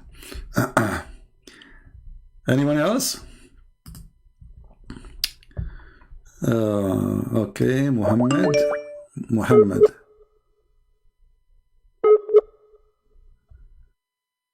Why everybody's internet not working?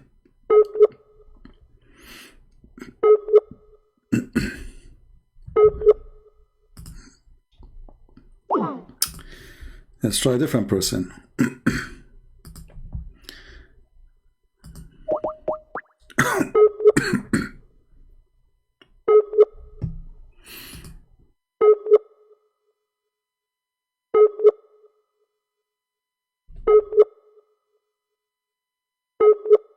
Well, I don't know. Like Skype, those Muslims, they say to me, call us, and we try to call them.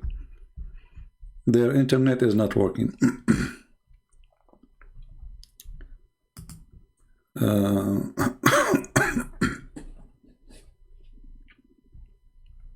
If you are a Muslim, you like me to call you, just text me, please. Says, I'm a Muslim, please call me. Don't send me a message waving your hands, you know. Just tell me that you are a Muslim and you like to be called, and we are live in YouTube. So what is the proof that Muhammad is a prophet? There is no proof except the opposite. Well, Muhammad, he said, or he claimed that the plague will never enter Mecca. Okay, there's a Muslim trying to call me. Let us see.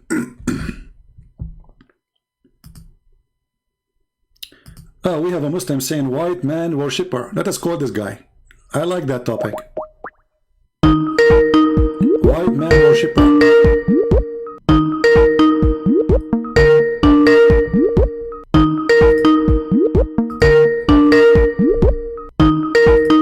Maybe he's a coward, he won't answer.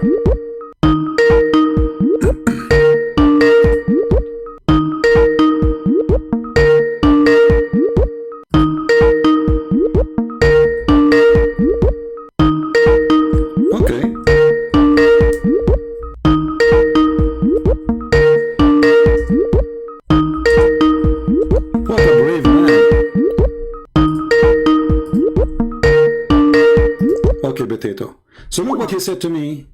He says, white man worshipper. White man worshipper. First of all, find me one verse in the Bible describing Jesus as a white man. Nowhere. The one who is proud about the whiteness of a man is you Muslims. Nobody speak about how white he is. Only Muslims. They praise the white man Muhammad. The white man Muhammad worshippers. Didn't have to strain to look up at him, nor was it tedious to look down at him. He was a comfortable sight to look at. له رفقاء يحفون به. He had friends. Say something, they used to hearken to what he used to say. وإن أمر تبادروا إلى أمره. And thick, أزج أقرن. His eyebrows were arched, but they were not joined. It was separated. In Somad فعليه الوقار. When the Prophet is so pretty. He was silent.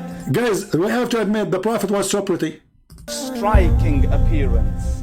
He's so pretty. ظاهر الوضاء. أبلج الوجه. Radiant face. حسن الخلق. Beautifully created. The pretty. Who is the white man worshipper?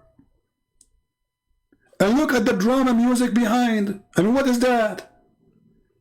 Aren't you worried that there is many homosexuals? They will go and do something to Muhammad? They will love him? They would like to share the bed with him? Especially your God, he says, whatever you wish in the heaven, they will convert to Islam. And then they go to heaven, they says, we want to sleep with Muhammad. Look how pretty Muhammad is. And then one of the funny statements here in this video, we don't want to play it all because it's hilarious. A man, he come and he look at the moon. He come in the middle of the darkness. When he spoke, it was audible and clear, almost commanding and overtaking. أجمل الناس وأبهاهم من بعيد. From afar, the most striking and outstanding in appearance. وأحسنهم وأجملهم من قريب. And when he came near, the best of them and the most handsome of them in closeness. حلو المنطق.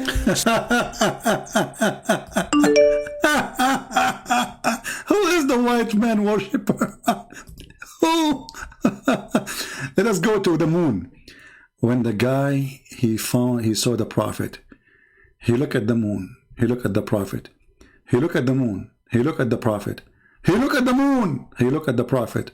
And for sure, the prophet is more white than the moon.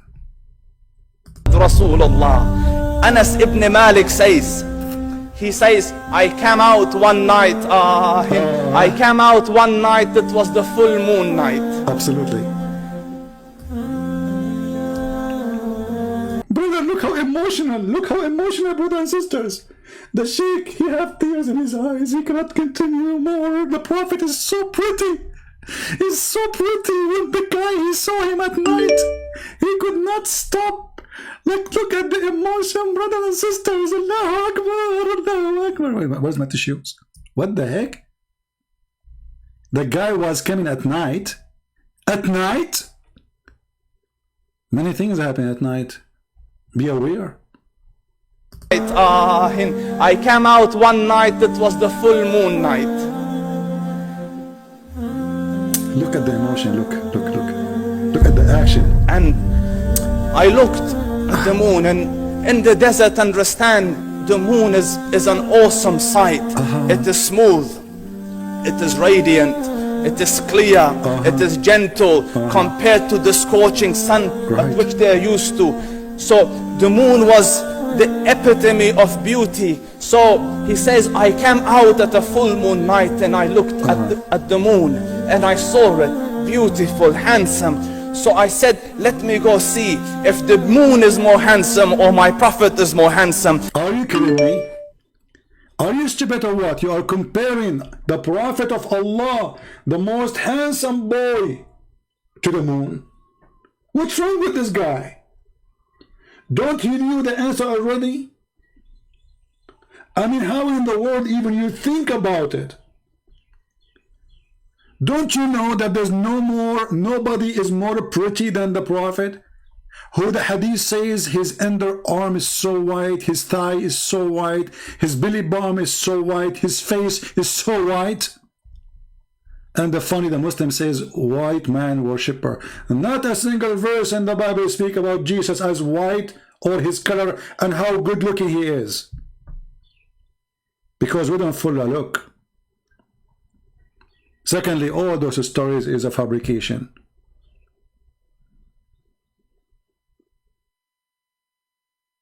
Muhammad, he had no teeth. All of us, we knew the story, how they broke his teeth. So when Muhammad, he recited the Quran, he says, Bismillah lama lafim, alhamdulillah tafim. Zakir Naik. Zakir Naik, he have teeth. If Zakir Naik with teeth, he cannot say Bismillah ar-Rahman ar-Rahim. What about a man, he lost his teeth?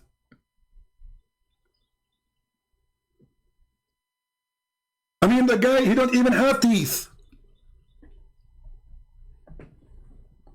And if he is so good looking, why the father of Khadija, he don't want him to marry his daughter, even though she is 20-something years older than him, and she have 2 husbands before him, still he don't want him.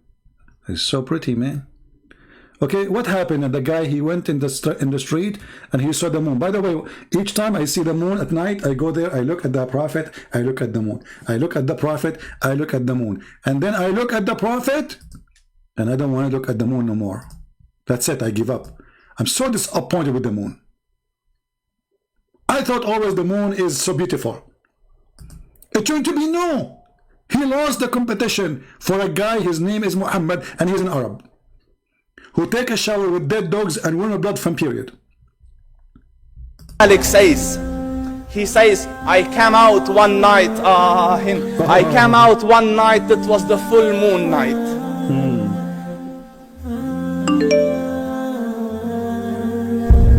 And I looked at the moon, and in the desert, understand, the moon is an awesome sight. Absolutely. It is smooth, it is radiant, it is clear, it is gentle compared to the scorching sun at which they are used to. So the moon was the epitome of beauty. Come on, man, what the drama is about. What happened next? I mean, are they going to get married or not? After he noticed that Muhammad is more pretty than the moon, did he marry Muhammad? Moon is more handsome or my prophet is more handsome. Let me see if that is more beautiful or the prophet is more beautiful. So I went and I saw him standing afar. So I looked at his face and I looked at the moon and I looked at his face and I looked at the moon and I looked at his face and I looked at the moon and so I went and I saw him standing afar. So I looked at his face and I looked at the moon standing afar. So I looked at his face and I looked at the moon, at his face and I looked at the moon, at his face and I looked at the moon, at his face and I looked at the moon and I looked at his face and I looked at the moon, at his face and I looked at the moon and I looked at his face and I looked at the moon, at his face and I looked at the moon, and I looked at his face. That's it, man. I'm getting dizzy now. And you are talking about white man worshiper? When all the video is about how white he is, his face. Hello? Hello. Yes, my friend, you are live on air. Hello? Yes, I want to say to you. You want what? I want to tell you. Yeah, why you are changing your voice? No, I'm not changing my voice. Stay a little bit away from the microphone and speak it clearly, please. Go ahead. I want to tell you. Yeah. Why are you confirming your place in hellfire every single day? What? I am what? You're confirming your place in hellfire. I don't understand. I'm confirming what? Your place in hell. Oh, I will go to hell. Well, the Quran says I will go to heaven. Isn't it the Quran says all the Christians will go to heaven? No, it does not say all Okay, Christians. are you sure? Yes. All right, read with me this verse then. Here we go in front of everybody. And then you have to apologize for being ignorant about your Quran. Here we go. Don't tell me. Here we go. This is the verse. It says that the Christians, the Jews, and the Sabian, all of them, they will go to heaven. Those are the Christians who followed Jesus Christ, peace be upon him. No problem, but this is in the time of Muhammad, my friend. But in the time of Muhammad, all of them, they believe that Jesus is God. So here it says, those who they are Christians, those who they are Jews, those who they are Muslim, even Sabian who worship stars, they will go to heaven. Chapter 2, verse number 62. Go ahead. Okay. Unitarian Christians, I believe they have chance to go to heaven. Doesn't matter. Unitarian Christian, they believe still. The Unitarian Christian, they believe that Jesus is God. No, they don't. They do.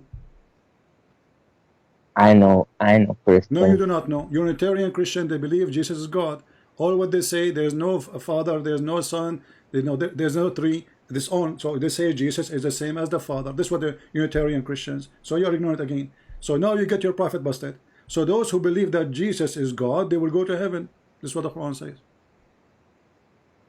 You know, the Quran says, when Allah is talking to you, why don't you accept him? Why don't what? Can you stay a little bit from the microphone because you are too close, I think. Why don't you accept Allah? That's what I'm saying. Why I don't accept Allah? Give me a reason to accept Allah. Isn't it the Quran says that Allah is the one who closes our heart? So how I'm going to accept Allah when He is the one who sees our heart? Didn't Allah say after that? What didn't Allah say in the Quran? We have created man and jinn for hell. He created man and jinn for hell? No, that's what it says, right? Then you guys like to say, see, Allah created us for hell. That's what you guys like to say, but you guys don't read the verse after that. Allah says we have given. We will read the verse after it. Here we go. It says chapter 4, verse number 88. It says that Allah saying to Muhammad, are you going to guide those who Allah deceived? Why are you going to that verse? Why not? This is the verse I'm quoting for you. You are quoting different verse now. And you can give me the verse, the other verse, so we can laugh at it too. Which verse you are talking about? Which verse you are talking? Give me the verse. Which verse you are talking about? Allah says we gave them. Which verse? Give me the verse. What the verse number? Chapter, verse number. Don't you know? You are a rabbi. No, I'm not. You know, there's your prophet. He keep making poo-poo. I don't know which one you are talking about. So which poo-poo you are talking about? Give me the chapter. Give me the verse number. No, I will say it, and you are Arabic. Okay, so say it in Arabic. Go ahead. No, I don't know Arabic. I will say it in English. But you But the Quran was not given to Muhammad in English. Say it to me in Arabic. Oh my God! Allah says. Don't say oh my God. Say my Allah. God is a pagan word according to Muslims. So why you Muslim use it? Is it the word God used by the pagan? Why you use it? You have to say oh my Allah. So you are telling me Jesus was helpless on the cross when he said, Allah, Allah, why have you forsaken me? Nowhere Jesus, he said, Allah, Allah. This is Ili, Ili. What Ili, Ili have to do with Allah? Is your God is Ili? I mean, you can call him Ili, so what? So why Allah, he says that he is Allah? Is Allah In is a, Arabic, is in Allah a, is Allah is a name or a word mean God? Allah means God, the God, Oh, so it's not a name. and Ili, No, make Ili, it. No, I'm asking you. Is Allah a word mean God or it is a name of your God? it is a word mean God. So why you Muslim you say there's no God but Allah? So you should say there's no Allah but Allah. We have, look, there is no God but God. We have to say Allah, meaning the qualities of Do you God that say, no, don't tell me quietly. Do you say there's no Allah but Allah or you say there's no God but Allah?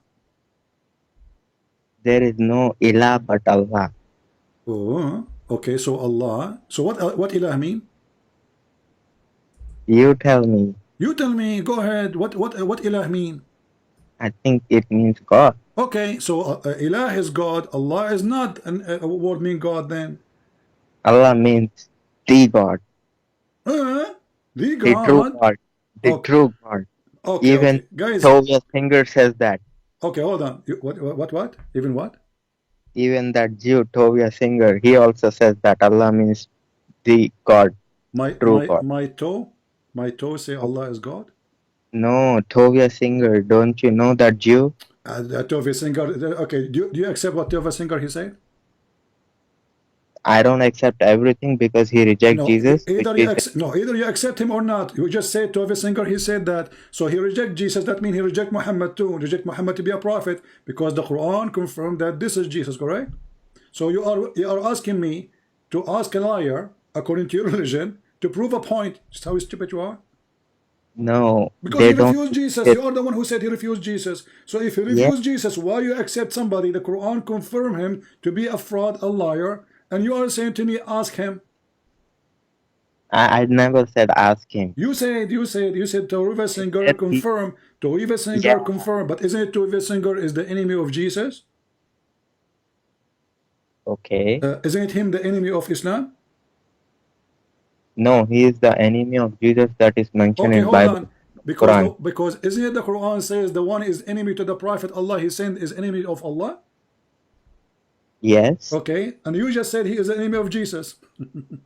No, the quality of Jesus No, mentioned in he don't accept Jesus at all. He says Christ did not come yet. He don't believe he's a prophet. So you are a fraud again. And listen, is it Tariq Singer? He said that the story of Jesus being born of a virgin is coming from the Greek mythology.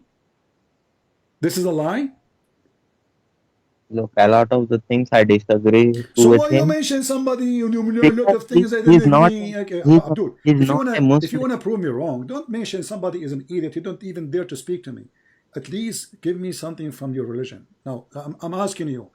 Is Allah is a word mean God or it is a name? Because I can open right now a very Islamic official website and they will say Allah is the unique name of God, not a word mean God. Okay, so it could be unique. What mean could be? So you are a Muslim all your life. You do not know your God name? I know his name Allah, okay? I can call him Ar-Rahman, I can call him whatever. Okay, hold on. Did you say Ar-Rahman? Yeah. Okay. Who is Ar-Rahman? Ar-Rahman, the merciful, my Allah. No, who is Ar-Rahman? Who? God is merciful. This is not the question. Who is Ar-Rahman? Oh, okay. Ar-Rahman Rahim. Okay, who is Ar-Rahman? Why are you repeating the same thing? Who is Ar-Rahman? Allah. So who is Allah? God. Oh, okay. And when the first time Muhammad he said the word Ar-Rahman? I don't know. Like in the starting of the Quran. No. Hey, guys, did you hear it? In the start of the Quran. But according to the Quran, chapter 17, verse 110, the first time Muhammad he used the word Ar-Rahman, it was there. And this was many years after Muhammad claiming to be a prophet. And you are the one who said that in the start of the Quran, so you Muslims corrupt the Quran because before that date, nobody used the word Rahman. First time it was in chapter 17. Read it. Chapter 17, verse 110. The Arab, they said to him, okay, we know that your God, Allah, his name is Allah. And now you are saying in the name of Ar-Rahman. So who's Ar-Rahman? And then Muhammad, he said to them, Allah told me to tell you this. Say to them, O Prophet, call upon him as Allah or call upon him as Ar-Rahman. Call him whichever name you will. I call him potato. So you're a prophet. He did not call the name of Ar-Rahman in the beginning of the Quran. And when the Muslim, they bought the word there, they are corrupting the Quran and the proven in front of you. We can open the interpretation and everybody will see in a second that Muhammad never used the word Ar-Rahman before. What happened? Suddenly Muhammad discovered that his God have a new name. You say Christian Prince. Christian Prince, yeah, what about it? I'm here to save you. I'm here to save you from hell. I don't want... Hold on. You want to save me from hell? Yes. Are you saved from hell? Me? Yeah. Alhamdulillah, as long as I... So why the Quran says وَمَا مِنْكُمُ إِلَّا وَرَدُهَا? Not a single one of you, but he will enter hell. You see, that is a perfect example that you are deceiving your audience. Okay, I want you to answer. Don't let us say for the sake of argument you are right. Get me busted. Why the Quran saying مَا مِنْكُمُ إِلَّا وَرَدُهَا? Not even one of you, but he shall enter hell. I'm going to get you busted right now. Answer. Hell doesn't literally means we are going to go inside of hell. You will go in the attic of the hell. You will not go inside the hell. Our Prophet ﷺ explained this. There is a bridge. There is a bridge. Oh, okay. Upon which everybody will walk. Okay. Yeah. And Prophet will be saying, Ya Allah, have peace upon them. Have mercy upon them. Okay. Every prophet will be saying that. Even Jesus will be saying that about his... But tell me, what happened to you in the bridge? On the bridge, there is hellfire underneath the bridge, and every person have to go cross the bridge to go to Jannah. So Allah will barbecue your ass when you are going over the bridge? No, Allah will save us in a split second. We won't even feel anything. Muslims won't feel anything. I want you to read for me chapter 21 verse number 91. It says that all of them, they are waridun to Jahannam. Waridun. What waridun to Jahannam mean? It's mean you will enter hell. Do you agree with this? Translate in English, like I want to see the translation. Chapter 21, you can open it from your side. It says, Antum laha waridun. All of you will enter hell. Waridun mean you will enter hell. Do you agree with the translation? Well, and that will make you even the fuel of hell. Oh, so, but this is not what it says in here, in English. Tell me what it says. No, I am seeing your screen. It's not saying everyone will enter hell. Where does it say everyone will enter hell? But this is the kuffar. The kuffar will not enter hell, all of them? Okay, the kuffar. Okay, look. You just said. It doesn't say that everyone will enter hell. But you just said to me that if you don't believe in Allah, everybody will enter hell. And now in the verse in front of you, according to your understanding, it doesn't say everyone will enter hell. Wait, let me explain. That was... Explain. I got confused. Okay. This means... You always get confused or from time to time? Even kafirs will walk, but they will fall from the bridge. They will fall into hell. Yeah, there's holes in the bridge. You know, the hole will be bigger and the curve. Okay, like the filter. Okay, but here it says waridun. Waridun mean you will enter hell in this verse. Do you agree? Yeah, they will enter it. Okay, so now we agree that waridun mean will enter hell. No problem. Here we go. The Quran say the same, that all the Muslims to hell, they are waridun. And here the verse, all the Muslims will enter hell. I explained to you, but you again... You cannot explain to me. Are you a scholar? I'm telling you, there is a bridge. We will walk from the bridge, but... Okay, my friend. Okay. What about we see what the scholar says about this? What do you think? Okay, let's see what this In the translation here, it says you will go over it, but the Quran says wariduha. Let's see if the translation is accurate. We go, and we will see, and everybody will laugh in a second. Chapter 19, verse number 71. This is 19. Not one of you, but it will. Hold on, my friend. We will see the scholar, not you, not me. The scholars, you know better, right? This is your sheikh. This is top-notch sheikh. He eats shawarma every day, not like you and me eat falafel. So look at this. This is a Jalalain. I want you to read with me in the screen, please. It says, "There's not one of you but shall come to it, which is the hell, that shall enter hell." Do you see it? No. Oh, okay. Yeah. That he will enter it. Okay. So why your scholar says all Muslim will enter hell?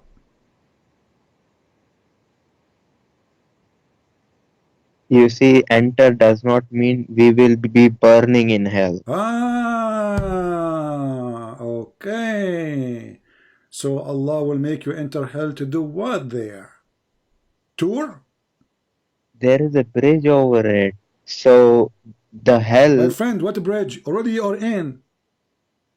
You are in. The hell... My friend, you are in. You are in. It says enter hell. Okay, you will enter hell to do what? Tourism? Take selfie?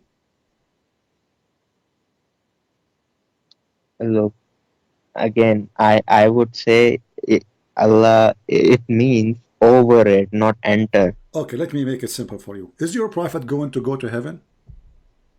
Of course, he's guaranteed. He's indeed. So why your prophet says no? Is he lying, you think? He never says no. Well, here we go. Your prophet says that there's no guarantee he will go to heaven unless Allah, he warp him with his mercy.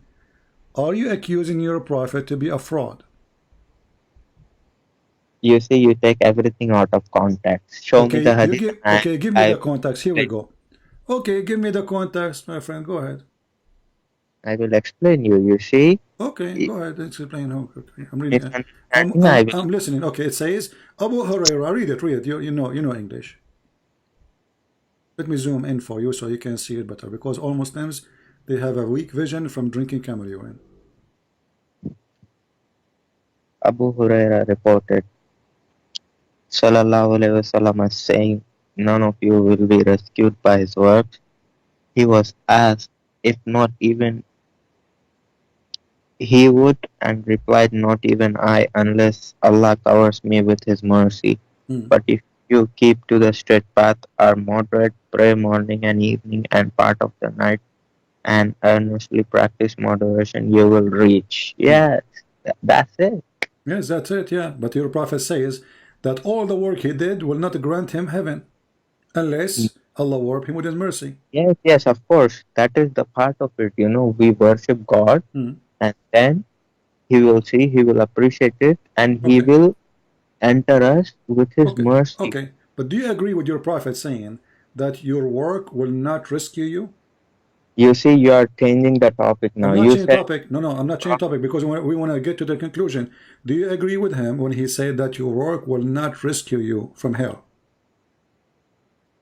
It is, he is not saying you do not need to work. You have to. Another question. No, he said that because if your work will not rescue you, that means your work will not rescue you. That's it. See, when we work, Allah's mercy comes, then both together No, he says your work will not rescue you. And then in different hadith he says, لا ينجيه عمله. His deeds will not rescue him. So, is your work required in Islam to go to heaven or not? Of course it's required, but Allah's mercy is what we do work because we want Allah's mercy. So why he is saying that your work is not required?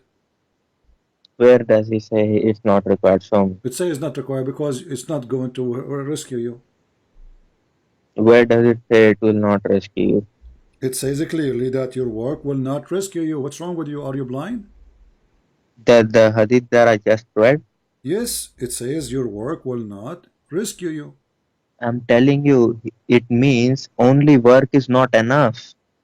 It says only work is not enough? Yes, you have to have Allah's mercy too.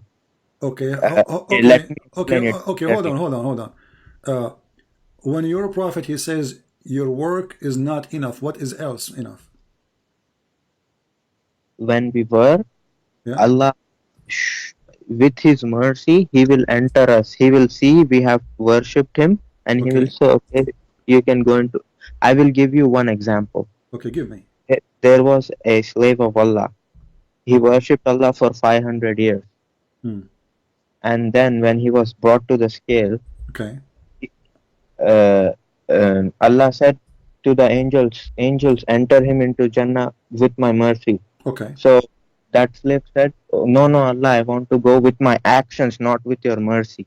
So Allah said, oh, okay, you want to go with your actions and not by my mercy? Okay. Angels, put 500 years worship on one scale and put just the blessing of one eye that I gave him to see. Okay. Just put that on other scale. Okay. So that the blessing that he was able to see in this world outweighed 500 years of worship. Now Allah said, oh, throw him into a hell. And he said, Ya Allah, forgive me, I will go through your mercy. Okay, thank you. So all the work of 500 years did not help him, correct? It was the blessing of Allah, correct? Yes, Allah okay, thank you very much. But this is me the Quran is a stupid book, because isn't Allah, He promised you in the Quran to have gardens full of females with big breasts if you are having good deeds? So you just said 500 years of worshiping Allah is not going to take you to heaven. So why Allah in the Quran in chapter 2 verse number 25 says that those who have do the righteous things like killing the Christian, raping Christian women, kidnapping children, raping them, all the righteous things of Allah, all of those, if you do it, you will go to heaven and Allah will give you even rivers underneath of you? You are not understanding my point. I understand, my friend. Even you explained it. You said to me, it is you who said to me, there's a guy who prayed to Allah 500 years, correct? Yeah. Okay, and then they said to him, which one is the one you want to be going to heaven with? Your act, your action, your deed of 500 years worshipping Allah, or one blessing from Allah? He chose? No, not one blessing from Allah. You are twisting my words. Allah said, okay, you have done good. You have worshipped me 500 years. I appreciate it. Now go to my mercy. So he said, no, not your mercy, by my actions. So Allah said, how can you be that arrogant? You were able to do the actions because I gave you eyes, hands, everything to worship. Okay, so let's make it clear now. So if you are a person worshipping Allah all your life, let's say you live for 1,000 years, and then Allah will give you mercy in the top of your act, and that will make you go to heaven, correct?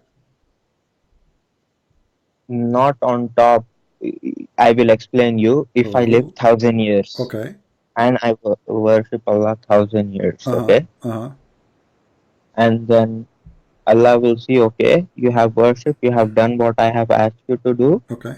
Now I will have mercy on you, that I will give you Jannah. Go by my mercy. That's how it works.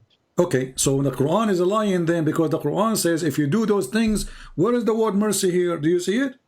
It says those who do the good deeds, for them is heavens and river. So the guy in the story, the mercy. Heaven is the mercy.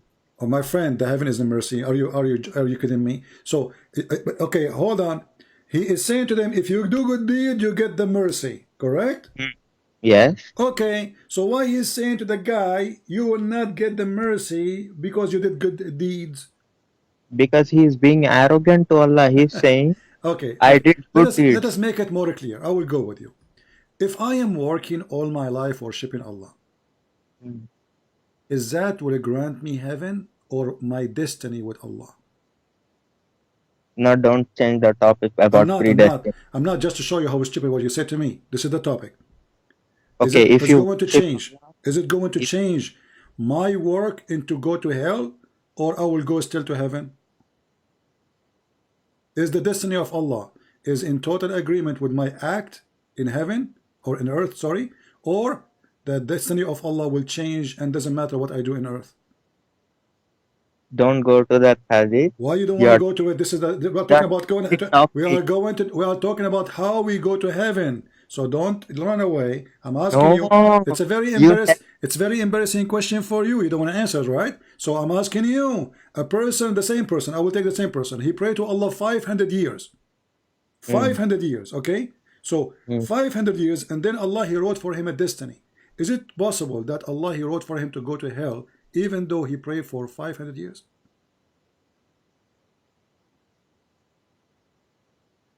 I mean, if he did something that terrible that was greater than his 500 years of worship, then he will go to hell.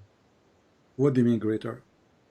Like, let's say he did something that Allah disliked a lot, but he also worshipped Allah. No, he did not do anything. He did not do anything of his own act against Allah's teaching. Okay, then he will go to heaven, and Allah's promise is true. Okay, I want everybody to be my witness.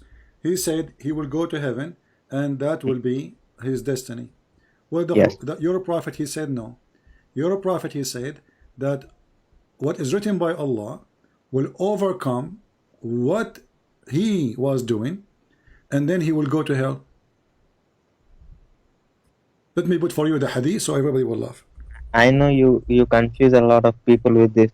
Okay, yeah, like show me. I will. You didn't understand that hadith. Okay, you explain it to me. Here we go. Here we go. It says here, your prophet saying, and this is not me, that a person of you will do the act of people of heaven all his life, until there's only one cubit between him and heaven, and then what is written by Allah will overcome and will take over, and he will do the act of people of hell. Read the hadith. Wait. You see, you just scroll over a beautiful hadith too. Okay, this is beautiful. Go ahead. That hadith when Allah says, "If my slaves remember me, I remember him." Oh, okay. Yeah. Okay, read for me. Read for me so everybody will laugh. Read. By him, start from here. We are listening. By him besides whom there is no God, that one amongst you acts like the people deserving paradise, until between him and paradise there remains but the distance of a cubit, when suddenly the writing of destiny overcomes him, and he begins to act like the denizens of hell, and thus enters hell, and another one acts in the way of denizens hell, until there remains between him and hell a distance of a cubit, that the writing of destiny overcomes him, and then he begins to act like the people of paradise and enter paradise. You have misunderstood what this means. I'm listening. Go ahead. I will explain to you. Okay, go ahead. Let me talk about you. Christian prince. And let's say you talk really bad about my prophet Allah, but just before you die, you might see a dream in which Jesus might talk to you to accept Islam, and then what does have to do? Abdul, it says what Allah wrote in your destiny, not seeing a dream. It says what Allah don't go. I did not see a dream. Abdul, does it say there you will see a dream? Don't play games, man. Come on, stop. You know, the curry you are eating is not good. It's cheated. Listen carefully. It says the destiny overcome him and began to act like the people of hell. So what will take over you is not a dream. It's a destiny. I know, but I was trying to explain to you. No, but the dream has nothing to do with this. The dream is not have to do with this. It's a destiny. No, dream. It's a destiny. Is it a destiny or a dream? Yes, it's a destiny. Okay, but what destiny is? What is destiny is? Destiny is what whatever you will do. No, no, no. What destiny is it something decided by Allah? Allah knows what happens. This He is not doesn't about knowing. Read carefully. Decided for you or knowing, because it says will overcome. The guy is praying all his life. He want to go to heaven. And then what is written by Allah, there is only one arm between him and heaven. Almost he is there. And then it says, when suddenly the writing of destiny overcomes him. The writing of destiny. Yes, because Allah wrote what He will do before. Thank you. So Allah, No, okay guys, Allah, He wrote what He will do. So it is not His choice to do. No, not His choice does not mean like I'm talking to you right now. So Allah wrote that this person will talk to Christian prince. Abdul, listen carefully. The guy is praying to his God for 500 years. He have 15 minutes left to go to heaven. Then what will happen? What Allah He wrote will take over, which means the action of the person will change. Why? Because Allah He wrote in his destiny that he have to go to hell. That's what it says. If I look at it from your perspective, it seems like Allah. Perspective. No, there's no perspective. Okay, let me make it more clear. If a child he died and he is a baby, do he go to heaven or he go to hell? He will go to heaven directly. According to who? Because he's innocent. Okay, so you are saying it is sin what make us go to hell, correct? Yes. Okay, so if a child he do no sin because he's an infant, let us say he's like 6 months old, the logic is he will go to heaven, correct? Yeah. And you are sure from that? Mm-hmm. And if somebody believe in such something the opposite from this, he is stupid, I think. Do you agree? I'm not gonna say stupid because I feel so like you're trying. So what? He's ignorant? He is ignorant? He's ignorant? No, first show me what you're trying to show. No, you are scared now. You are scared. This is why you don't want to say. Because you said he will go to heaven. I said to you, you are sure? And you said, yes, you are sure. He will go to heaven. So either you are right about understanding what destiny is, and then the child will go to heaven because he commit no sin, or you are wrong. He will go. Your prophet getting you busted. You're a prophet. Yep. He went to a funeral with his wife Aisha, and when they came back, Aisha, she said to him, this child, he have a happiness for him, for he, he is going to be in heaven. Why? She said, well, he did not reach the age of someone can commit sin. And this is what you said. You agree with Aisha. Muhammad, he said to her, no, don't be stupid. Allah, He wrote who will go to hell when they are not created yet, and who will go to heaven when they are not created yet. And the hadith in front of you, read it. Sallallahu Alaihi Wasallam said, yeah, Sallallahu Alaihi Wasallam, yeah. There is happiness for this child who there is happiness for this child who is from the birth of paradise, for it has committed no sin, nor has he reached the age when one can. Why did you scroll up? What? Okay. He said, Aisha, for adventure, it may be otherwise, because God created for paradise those who are fit for it while they are yet in their father's loins, and created for hell those who are to go to hell. He created them for hell while they were yet in their father's loins. What does loins mean? It doesn't say loins, actually. It says aslab, which means the backbone. This is false translation. It says aslab, aslab. Aslab means the backbone, because the Quran teach that the sperm of the man coming from the backbone. So now what happened? You said a child, he go to heaven because he commit no sin, correct? Yeah. This is what Aisha, she said. What Muhammad, he said, no. Because Allah, before He created them, He decided where everybody will go. This is what He said, correct? So what you said to me, all the stories of the 500s and the, like, I'm glad you did not mention the 300s, the Spartan. That would be fit for the story, because Muslims soon they will add it. They will say the 300 Spartan, they converted to Islam. So listen carefully. So the 500 years of a praying and the mercy of Allah is nothing but a destiny.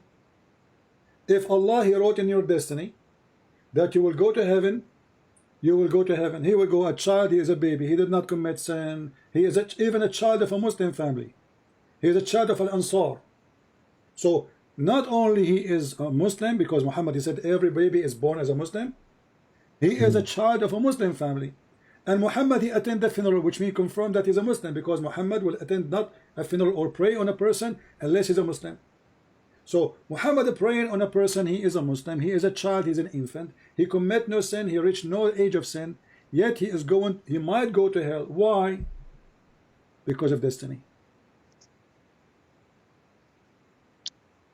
It says Allah created paradise for those who are fit for it. That means good people. You idiot, you idiot, you stupid. What's wrong with you? This is a child, he commit no sin. No. What do you know? It says here the child, he commit no sin. The child now is not a good people. It says he did not reach the age when one can commit sin, and now he is not a good people. No, that's not what I'm saying. Yes, he died an innocent death. Okay, so he commit no sin. So a person who commit no sin, is he a good people or not? Look, let me explain. A person who commit no sin, is he good or bad? It's great. Is he bad or good? A person commit no sin, is he bad or good? Great person. This is not the question. A person who commit no sin, is he good or bad? Of course good. Okay, so why he might go to hell? Let me explain. What explain? Go ahead. So what are you doing now?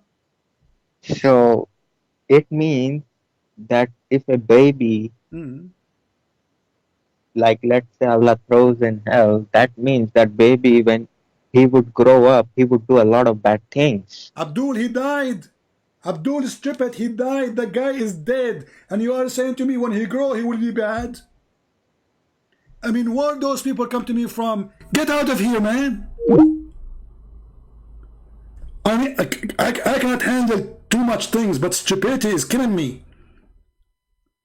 When you grow up, don't call me stupid idiot. When you grow up, the guy is dead.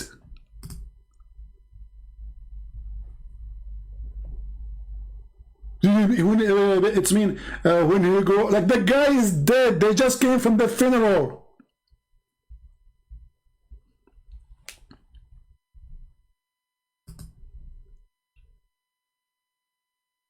You know what? If any woman ever made me angry from her, I will curse her by marrying someone like you. You are a curse with your stupidity. When he grow up, he would be bad. They are desperate. They don't know what to say about the stupidity of their prophet. This guy Muhammad, he is a poo-poo machine. Wherever he go, Muhammad is the best fertilizer. So pray to Allah, convert to Islam. All make no sense, because even a child who commit no sin, he might go to hell.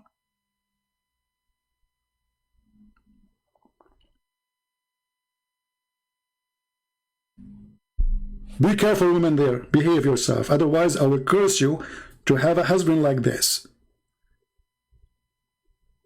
The child is dead and trying to find an excuse. What is the child? What is the excuse? You don't understand. You don't understand. Okay, tell me. He's talking that when the child become big, old, grow up. Abdul, the guy is dead. They just came from the funeral. The funeral.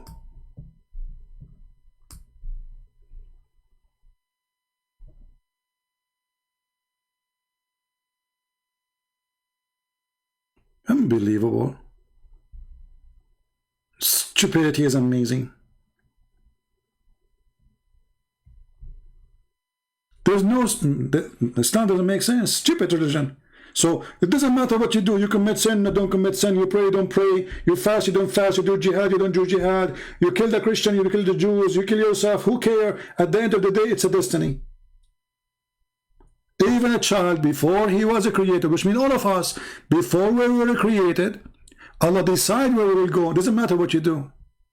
As you see here, the child commit no sin. It's so clear.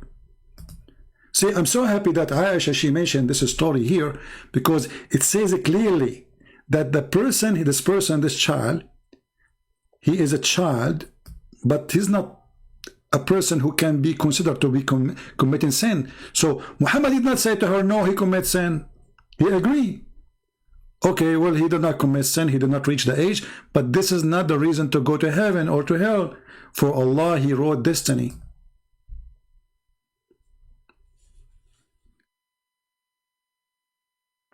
How in the world this can be a religion from a true God? It's destiny. So go to nightclub, drink, be a child molester, sleep with everybody, do whatever you want, because destiny, at the end of the day, what Allah wrote for you. And not only this, by the way, it's written for every one of us. Even the fornication you do, it's a destiny in Islam. So, excuse my language. Each time a male, he used his penis, Allah wrote his book that you should use your penis in this moment, in this hour. And this is the proof. So what good deeds? What good deeds, if even the bad deeds is written by Allah, it's a destiny. Muhammad said, and this is Sahih Hadith, Sahih Muslim, verily Allah has fixed the very portion of adultery which a man will indulge in, and which he of necessity must commit. Do you see the word must? Do you see the word must? Islam is satanic. So what Muhammad trying to teach you, that when you do fornicate, it's not your fault. Allah, he wrote in your destiny that you should do that. When a Muslim woman, she called the sheikh and she said, I became like 30 years old and I'm afraid I'm not going to get married. The sheikh, he said to her, my daughter, don't worry about it. It is written for you already what will happen. The Prophet, he says, it is written in every vagina, on every vagina, the names of the one will if it. Maktubun ala kulli farjin ismu nakihihi. It's written in every vagina, the name of the one will if it. Now, if you are a prostitute, you will have a yellow pages there. Go check the names. And maybe you can find like how many left you will F. So the woman now, she felt like, okay, destiny, so I can change it. Oh, okay. So it's written for me if this guy will F or not, or I will sleep with this guy or not. It's written.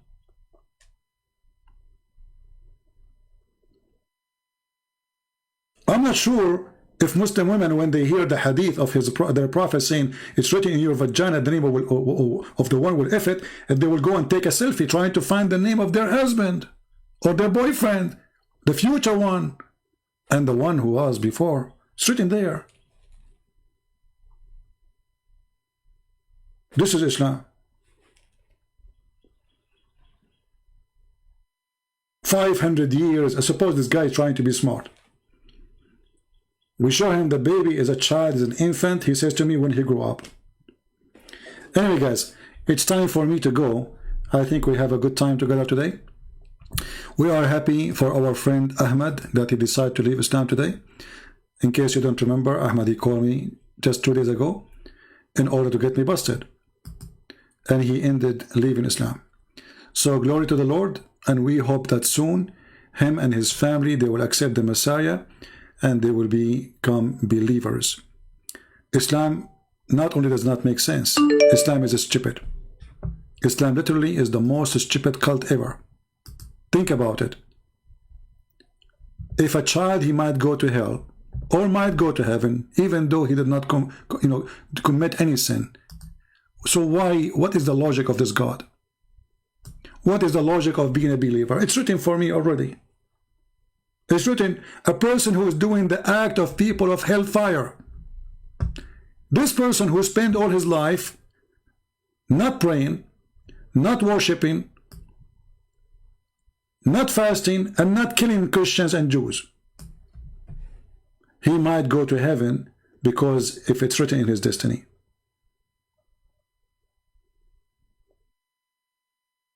How is that? How in the world anyone can invite me to such a cult? It's not only a cult, it is the most stupid cult ever.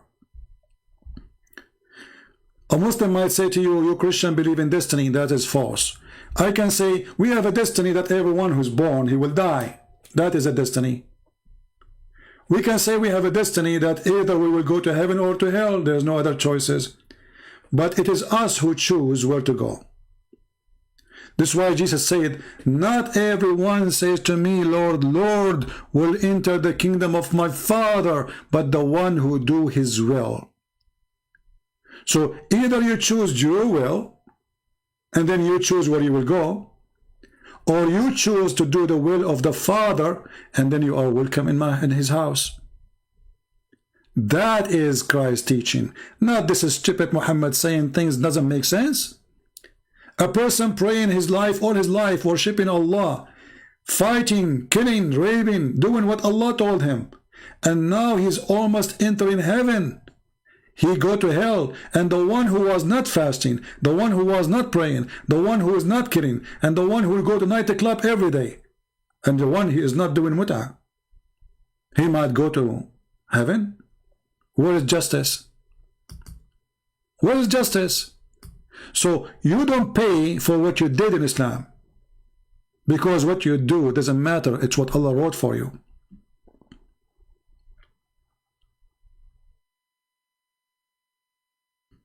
This is why Islam is the most stupid cult. I hope next time we will have some professional sheikhs is willing to call us, not like this idiot who says to us when the kid he grew up and the kid is already dead. I have enough of stupid people. Thank you all for being here. I got to go because you can tell my voice is going flat. So I will let you go for now, and if I can go later, maybe tonight, I don't know, if tomorrow, God is willing. God is willing, but it is us who choose to do the will of God. God is willing, but it's us who choose to believe or not. This is why Jesus said, I am the way, I am the door, I am the truth, I am the resurrection. And those who come to me, they will be safe. You have to come to him. It's your will. He said, knock at my door and I will open for you. It is your will to knock at the door or not to knock. With Jesus, we are saved. With Muhammad, you are just an idiot who's waiting for your gambling machine. It's your luck. It's your luck where Allah he wrote your destiny to be. We don't want the God of luck. Otherwise we will go to Las Vegas. And the gambling machine will do better. Even Muhammad, he make it more stupid when he said that my nation will be 73 sects. And the Christian and the Jews will be 71. So it is better to be Christian or a Jew from being a Muslim, because in Christianity, according to Muhammad, you have a chance 72 to 1 or 71 to 1. In Islam, you have a chance of 73 to 1. I mean, do you see the stupidity?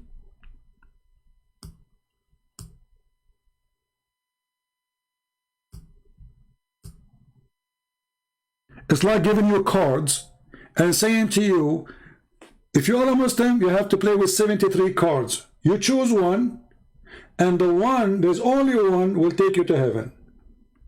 If you are a Christian, you play with 71 cards.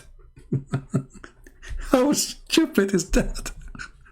So the Christian and the Jews, even in the stupid Muhammad mouth words, they have better chance to go to heaven from Muhammad than playing gambling cards. For according to Muhammad, we place in 71 cards. Muslim, they play with 72, or sorry, 73. And only card will take you to heaven. How stupid is that? And how we can make this one hadith here match with the other hadith? This guy is mentally ill.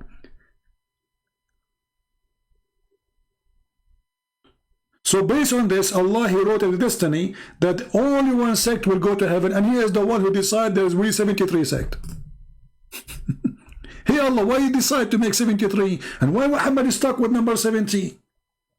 Everything is 70. 72 versions. 70 times he heard Jesus speaking about forgiveness. How many times we forgive? Muhammad is stuck with 70.